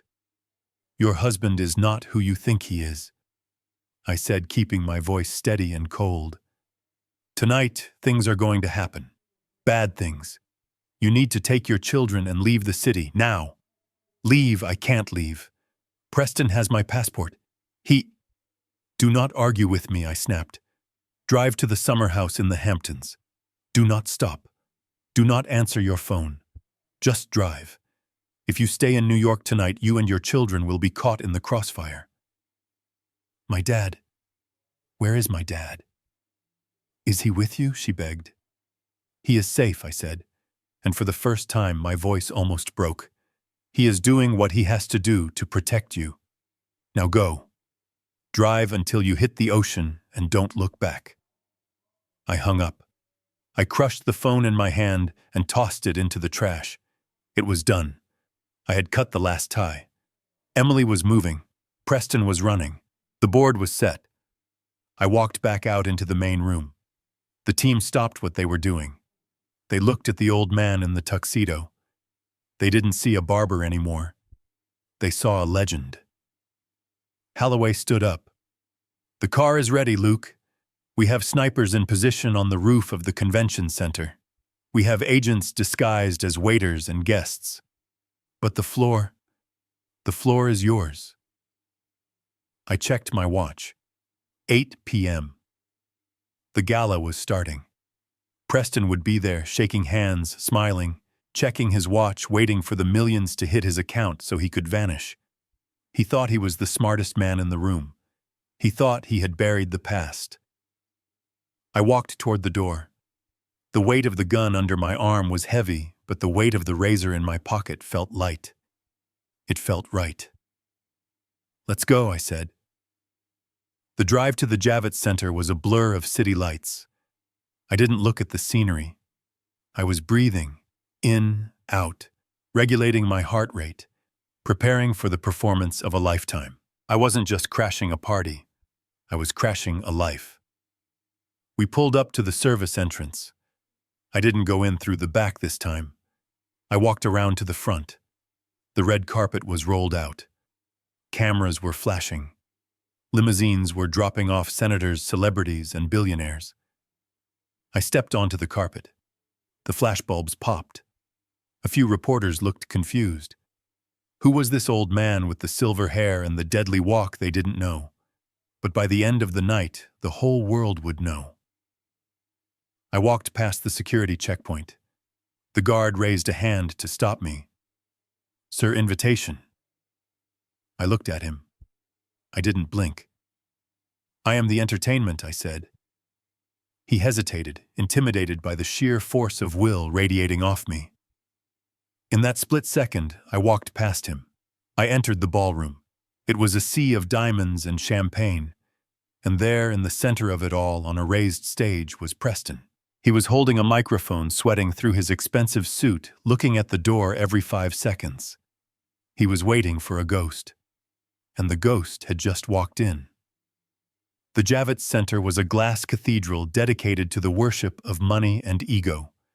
Inside the main ballroom, 2,000 of New York City's social elite were packed together, sipping vintage champagne and patting themselves on the back for being so generous. The air smelled of expensive perfume-catered salmon and hypocrisy. I stood at the edge of the velvet ropes outside, watching the arrivals through the tinted glass doors. I adjusted my cufflinks, feeling the cool metal against my wrist. I wasn't Lucas the barber anymore. I wasn't the old man who swept floors. Tonight, I was the retribution that Preston Galloway never saw coming. Inside, on a stage bathed in golden light, Preston was playing the role of his life. He stood behind a lucite podium, looking every inch the benevolent billionaire. Behind him was a massive screen projecting images of smiling orphans. It was sickening. I knew the truth. I knew that the $10 million he was holding a giant check for wasn't charity. It was the final rinse cycle. It was blood money scrubbed clean through a dozen shell companies presented to the world as a gift so that he could board his private jet to the Cayman Islands as a hero, not a fugitive. I watched him on the monitors in the lobby. He was sweating. It was subtle, but I saw it. He kept tapping his pocket, checking for the vibration of his phone that would confirm the $50 million transfer from the buyers. He was terrified. He thought I was dead, or at least running for my life, but the email I sent had planted a seed of doubt that was now blooming into full-blown paranoia. He was waiting for the other shoe to drop. I walked up to the main entrance. The security checkpoint was manned by 4 large men in blazers with earpieces. To the casual observer, they looked like private event security. To me, they looked like the tactical team Holloway had briefed an hour ago. I didn't stop. I didn't reach for an invitation. I walked straight toward the metal detector. The lead guard, a man whose face I recognized from the safe house briefing, stepped forward. He didn't ask for my ticket. He didn't wave a wand over me. He simply looked me in the eye, gave a barely perceptible nod, and unhooked the velvet rope. "Clear," he murmured into his lapel mic. "The package is inside." I stepped into the ballroom. The noise of the crowd hit me first, a roar of polite conversation and clinking glasses. Then the lights. It was dazzling. I moved through the crowd not like a guest, but like a shark moving through a reef. I didn't make eye contact. I didn't apologize when I brushed past a senator or a hedge fund manager. I had a gravity about me that forced people to part ways. They didn't know who I was, but instinct told them to move. I caught my reflection in a passing tray of silver. The tuxedo fit like armor. My hair, silver and swept back, didn't look old. It looked distinguished, dangerous. I looked like a man who owned the building, not the man who was thrown out of a penthouse party 3 days ago. Preston was still speaking. "And we must never forget that the true measure of a man is what he gives." "When no one is looking," he said, his voice booming over the speakers. I stopped in the middle of the room, directly in his line of sight. I waited. Preston looked up from his notes. He scanned the crowd, flashing his $1 million smile. Then his eyes stopped. He froze. His mouth stayed open, but the words died in his throat. He blinked once, twice, sure that he was hallucinating. He gripped the podium so hard his knuckles turned white. The color drained from his face, leaving him looking like a wax figure melting under the stage lights. The silence in the room stretched for an awkward second. People started to whisper, wondering why the charismatic Preston Galloway had suddenly turned into a statue. He saw me. He saw the dead man standing in the center of his triumph, unblemished, unbroken, and wearing a tuxedo that cost more than his first car. I didn't smile. I didn't wave. I just stared at him, my face a mask of absolute calm. I raised my hand slowly and tapped my wrist, mimicking checking a watch. Tick-tock, Preston. The panic in his eyes turned into frantic action. He stepped back from the microphone, muttering an excuse about technical difficulties. He looked toward the wings of the stage.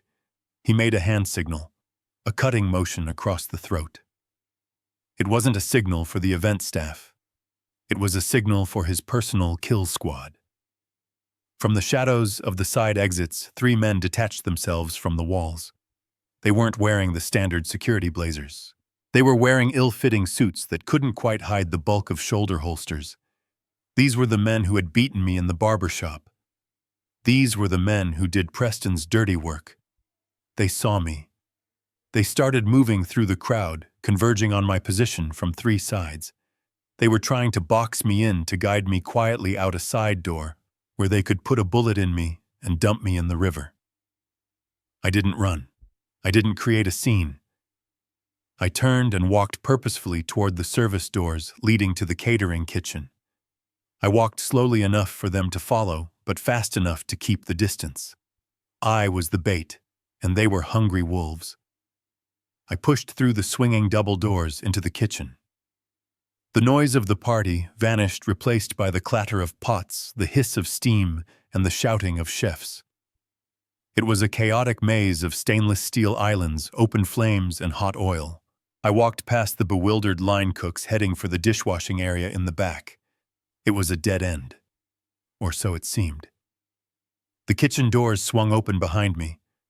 The three thugs burst in. They locked the door behind them.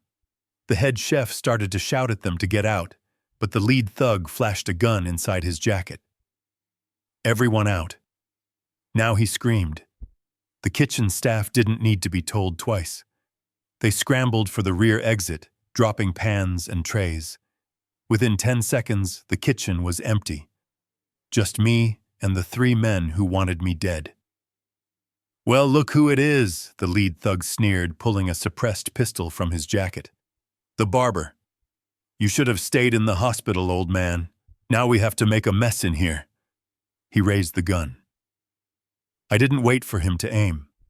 I was standing next to a rack of drying, heavy-duty ceramic plates. I grabbed one and frisbee-tossed it with lethal precision. The plate smashed into his hand, shattering on impact. The gun clattered to the floor. He screamed, clutching his broken fingers. Before the other two could react, I moved. I grabbed a pot of boiling water from the stove next to me and splashed it in a wide arc. The second man howled as the scalding water hit his face, blinding him instantly. The third man, the biggest of the group, charged me. He tackled me into a stainless steel prep table. We crashed to the floor.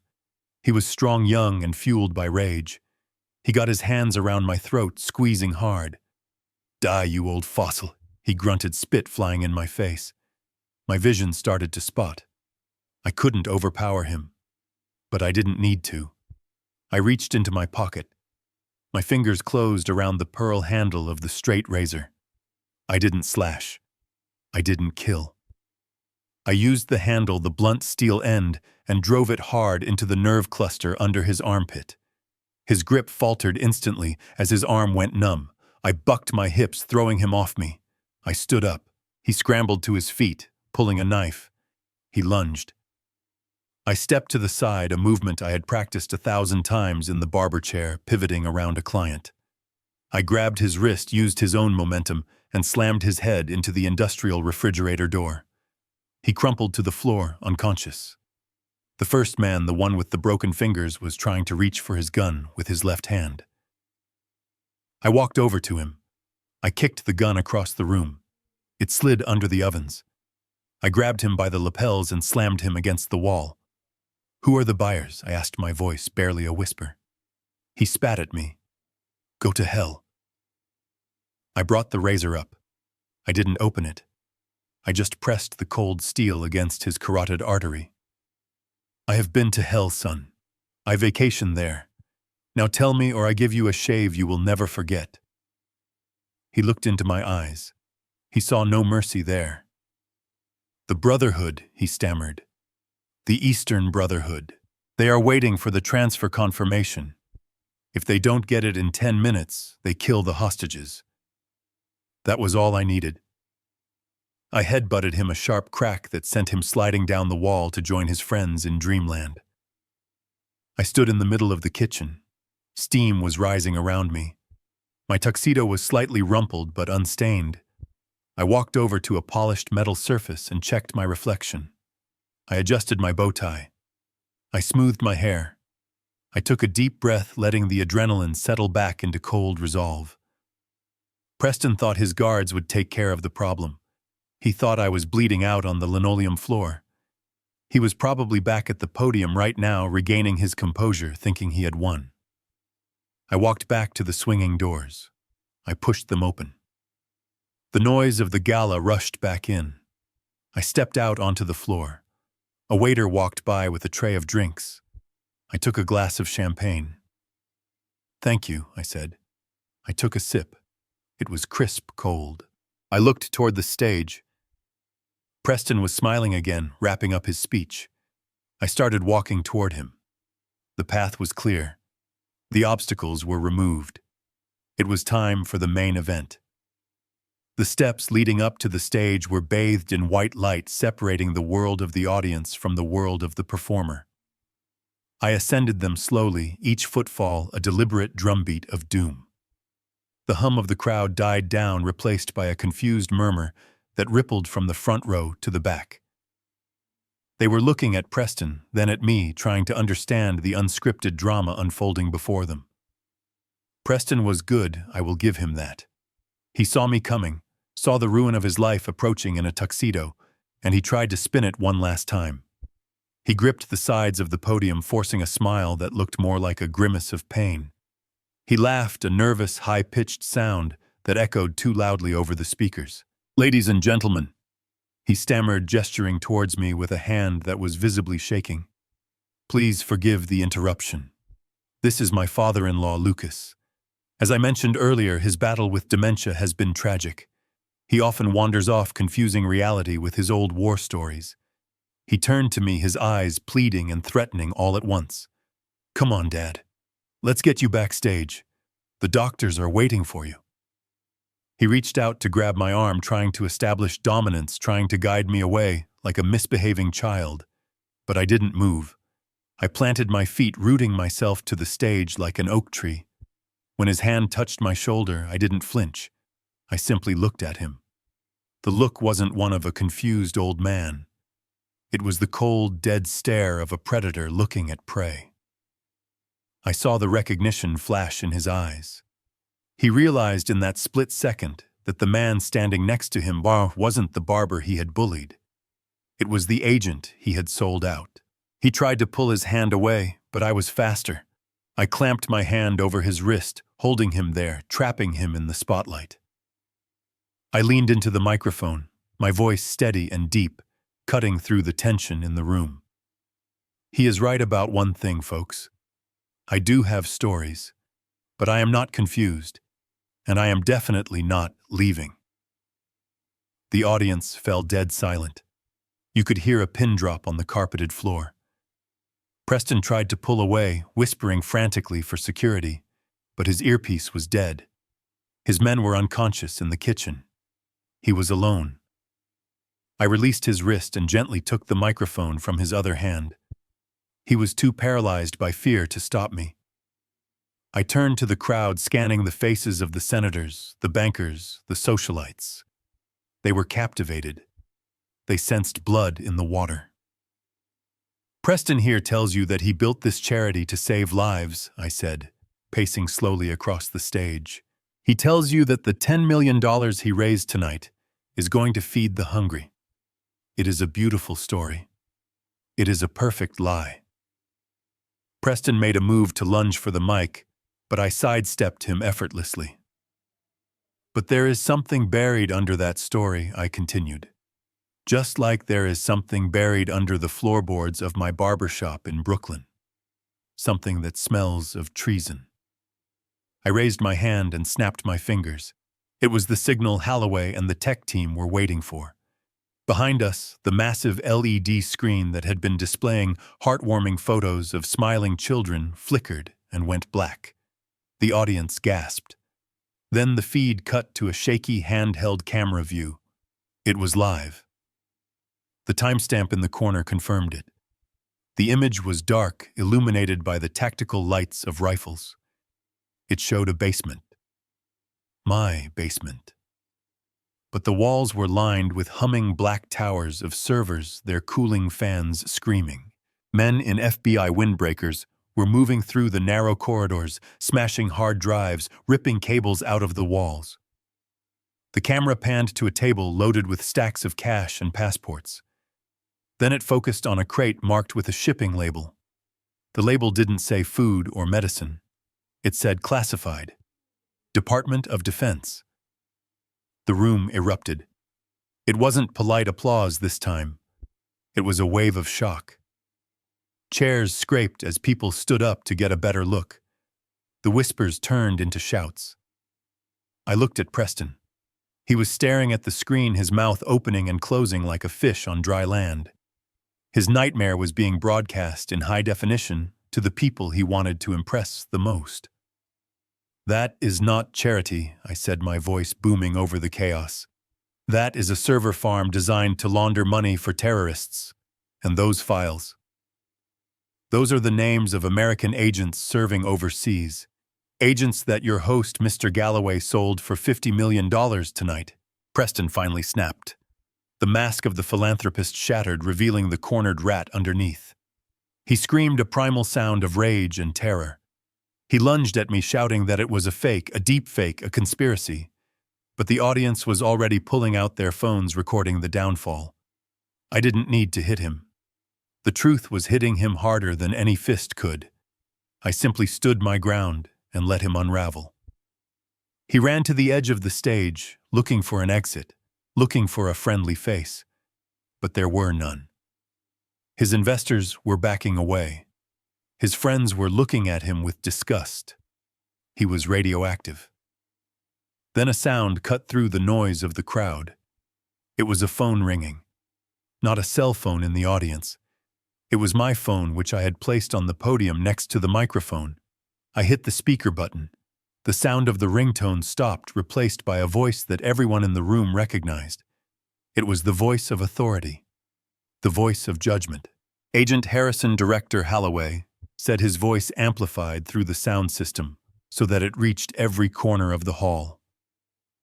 The raid is complete. We have secured the servers. The failsafe has been neutralized. The list is safe. I looked at Preston. He was trembling so violently that his knees were knocking together. And Preston Galloway Holloway continued, his tone turning icy. A federal warrant has been issued for your arrest on charges of high treason, money laundering, and conspiracy to commit murder. You are surrounded. Surrender immediately. The word treason hung in the air like a guillotine blade. It carried a weight that silenced the room again. Treason wasn't just a crime. It was a death sentence. Preston knew it. He looked at the exits. He saw the doors burst open. Agents in tactical gear flooded the room, weapons drawn, shouting for civilians to get down. Preston realized he had no way out. The flight to the Caymans was gone. The money was frozen. The reputation was ash. His mind broke. In a moment of pure suicidal desperation, he reached into his jacket. He wasn't reaching for a white flag. He was reaching for the silver pistol he kept in his shoulder holster. He drew the weapon, turning it not on himself, but on me. He wanted to take the witness with him. He wanted to kill the ghost that had haunted him. Die, he screamed, raising the gun. The crowd screamed. A woman in the front row fainted. But to me, the world moved in slow motion. I saw the tension in his shoulder before his hand moved. I saw the shift in his weight. I had disarmed men in the jungles of Colombia and the alleys of Beirut. A soft-handed banker with a toy gun was not a threat. It was an insult. I stepped inside his guard before his arm could fully extend. My left hand chopped down on his forearm, hitting the radial nerve. The gun flew from his hand, spinning through the air and landing harmlessly on the stage. Before he could process the pain, my right hand grabbed his lapel. I swept his leg. It was a classic takedown, executed with the grace of a dancer and the brutality of a soldier. Preston hit the stage floor with a bone-rattling thud. The wind was knocked out of him. I didn't let him up. I dropped my knee onto his chest, pinning him down. I leaned over him, my face inches from his. He looked up at me, gasping for air, tears streaming down his face. He saw the barber. He saw the father-in-law. But mostly he saw the end. "It is over, Preston," I whispered loud enough for the microphone to catch it. "The haircut is finished." He tried to struggle, to beg, to say it was all a mistake, but I reached into my pocket and pulled out a pair of zip ties I had stashed there. I rolled him over, forcing his face into the carpet of the stage he had built for his own glory. I wrenched his arms behind his back and cinched the ties tight. The sound of the plastic locking was the sweetest sound I had heard in years. I stood up and hauled him to his feet. He couldn't stand on his own. He was sobbing now, a broken, pathetic mess. The FBI agents stormed the stage, surrounding us. I handed Preston over to them. "He is all yours, boys," I said. "Watch your heads. He likes to bite." Two agents grabbed Preston and dragged him away. He kicked and screamed, shouting my name, shouting that I was the devil. I watched him go. I watched the man who tried to destroy my life being carried out like the trash he was. I straightened my tie. I looked out at the audience. They were still on the floor, terrified, but fascinated. I walked back to the podium. I picked up the microphone one last time. I apologize for the disruption, I said, my voice calm, returning to the persona of the polite old man. But sometimes, to clean up a mess, you have to get your hands a little dirty. Enjoy your evening. I placed the microphone down. I turned and walked off the stage, disappearing into the wings as the flashbulbs exploded like fireworks. The mission was accomplished. The target was neutralized. But as I walked past the stunned security team, I didn't feel joy. I felt relief and a deep, aching desire to see my daughter. The barber had done his job. Now the father had to pick up the pieces. The party was over. The ballroom of the Javits Center, which just minutes ago had been a cathedral of wealth and self-congratulation, was now a crime scene. The FBI tactical team moved with clinical efficiency, securing the exits and detaining Preston's associates who had tried to blend into the crowd. But the centerpiece of the chaos was Preston himself. He didn't go quietly. As two agents hauled him toward the exit, his feet dragging across the expensive carpet, he wasn't shouting about his innocence anymore. He was screaming threats, incoherent babble about how he knew people, how he would bury us all. It was the sound of a narcissist whose reality had finally shattered against the hard wall of consequences. I watched him go. I stood alone on the stage, the microphone still standing at the podium, like a tombstone for his reputation. I felt a strange hollowness in my chest. There was no thrill of victory, only the heavy, exhausted relief of a surgeon who had just cut out a malignant tumor. The guests were being ushered out by federal agents, their phones confiscated, their faces pale. The gala would be on the front page of every newspaper in the world tomorrow, not for the charity, but for the treason. In the corner of the room, standing near a pillar draped in white silk, was Emily. She hadn't left. She hadn't driven to the Hamptons as I told her to. She had stayed paralyzed by fear, or maybe a twisted sense of loyalty, and she had watched the entire dismantling of her life. She looked small. The diamonds around her neck, gifts from a husband who paid for them with blood money, seemed to weigh her down. She was staring at the empty doorway, where Preston had just disappeared, her eyes wide and vacant. The seizure of assets began immediately. I could hear Holloway barking orders into his radio about freezing the offshore accounts, impounding the private jet at Teterboro, and locking down the penthouse. Everything Preston touched was poison, and the government was about to burn it all down to the ground. Emily was going to lose the apartment, the cars, the summer house, and the social standing she had desperation clung to. She was about to become the wife of America's most hated traitor. I walked down the steps of the stage. My legs felt heavy. The adrenaline that had sustained me through the night was fading, replaced by the ache in my old bones and the sharp throb of my broken rib. I walked toward Emily. She saw me coming. For a moment, she looked like she wanted to run.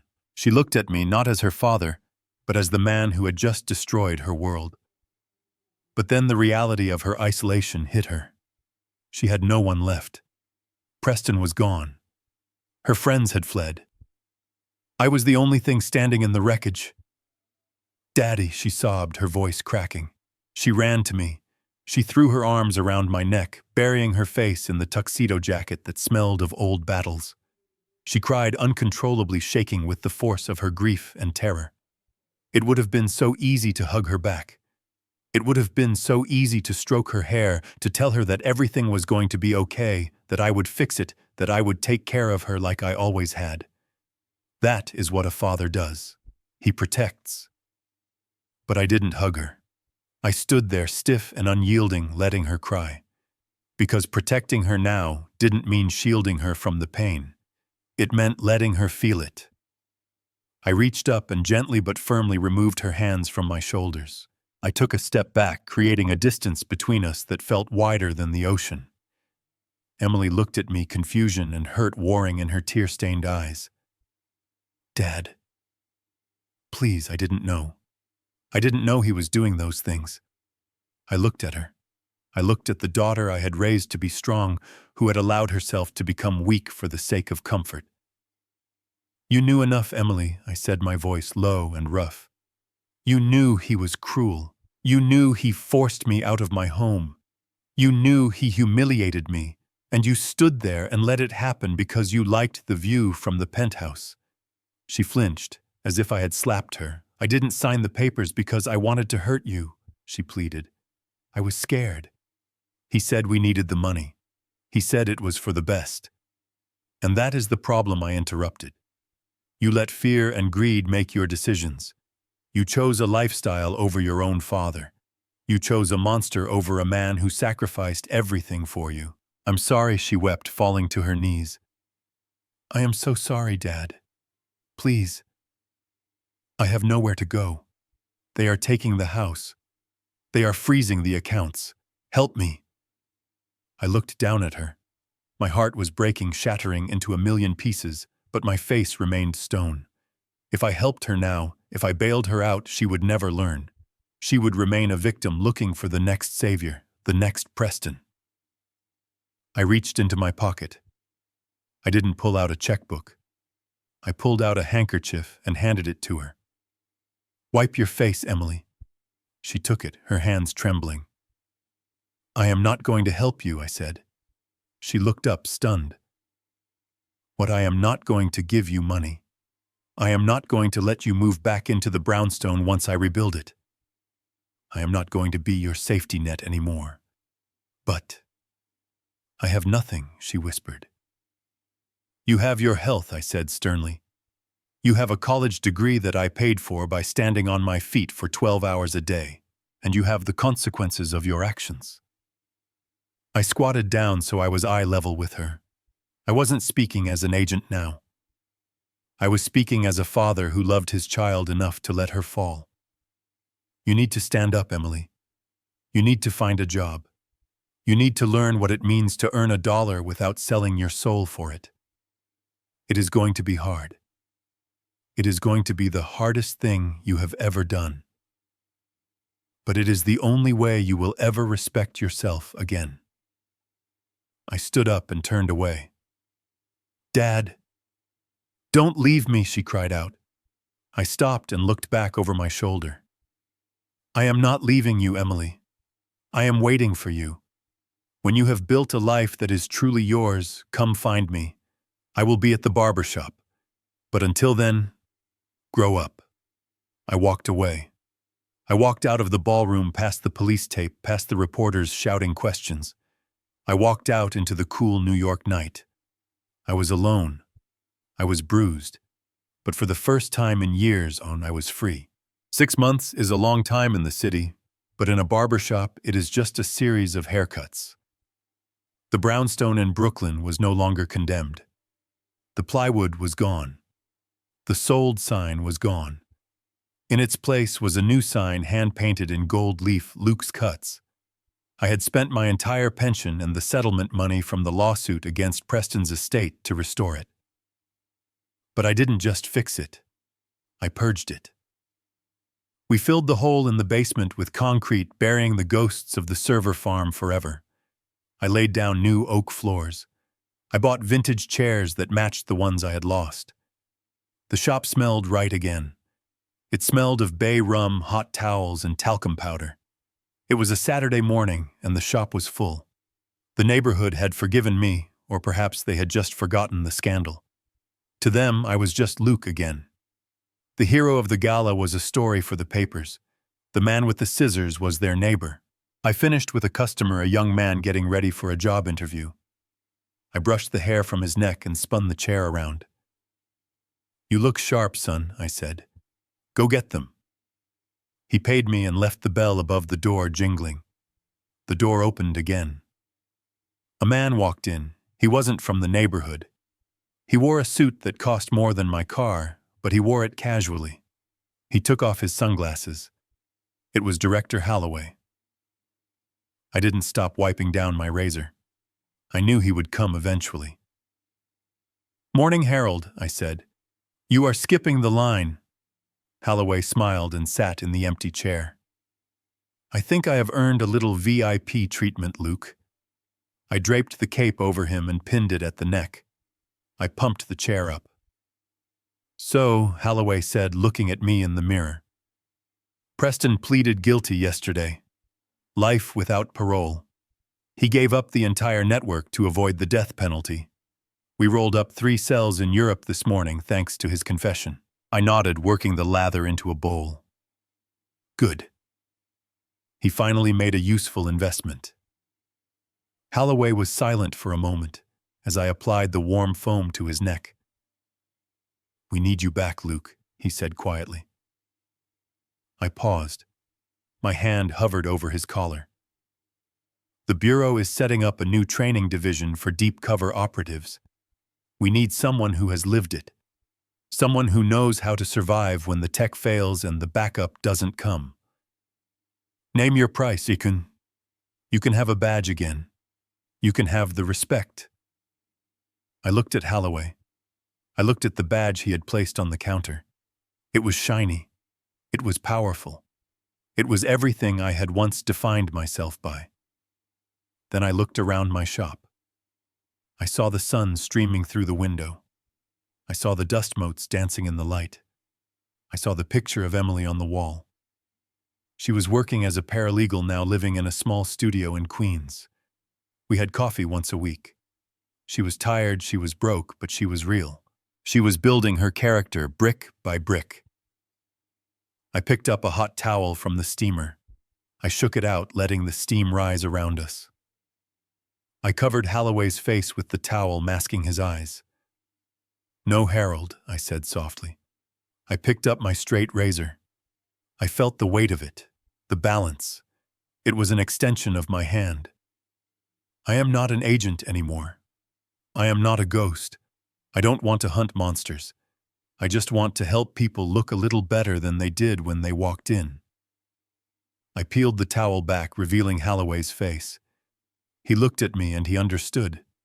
He saw the peace in my eyes that hadn't been there 6 months ago. "I am a barber," I said, smiling. "And today I just want to fix this jagged hairline of yours. You've been letting the bureaucrats cut it, haven't you?" Holloway laughed. He relaxed into the chair. "Just the trim, Luke. Just the trim." I began to work. The sound of the scissors was a rhythm, a heartbeat. Snip, snip, snip. Outside, the city rushed on, full of noise and ambition. But inside, everything was steady. Everything was clean. I looked into the mirror one last time. I saw an old man. But this time I liked who was looking back. I smiled. The screen faded to black. I learned a long time ago that you never judge a book by its cover or a man by his trade. Preston looked at a barber and saw a nobody. He didn't see the discipline, the history, or the strength it takes to stand on your feet all day. He chased money so hard, he forgot what it meant to have honor. And my daughter, she learned the hardest lesson of all, that silence in the face of evil is just as bad as the evil itself. Money can buy you a penthouse, but it can't buy you peace. A clean shave and a clear conscience, that is the only luxury worth fighting for. If you enjoyed this story of justice served cold, please hit that like button and subscribe for more tales from the edge. And tell me in the comments, has anyone ever underestimated you because of your job or your age? I read every single one. Stay sharp.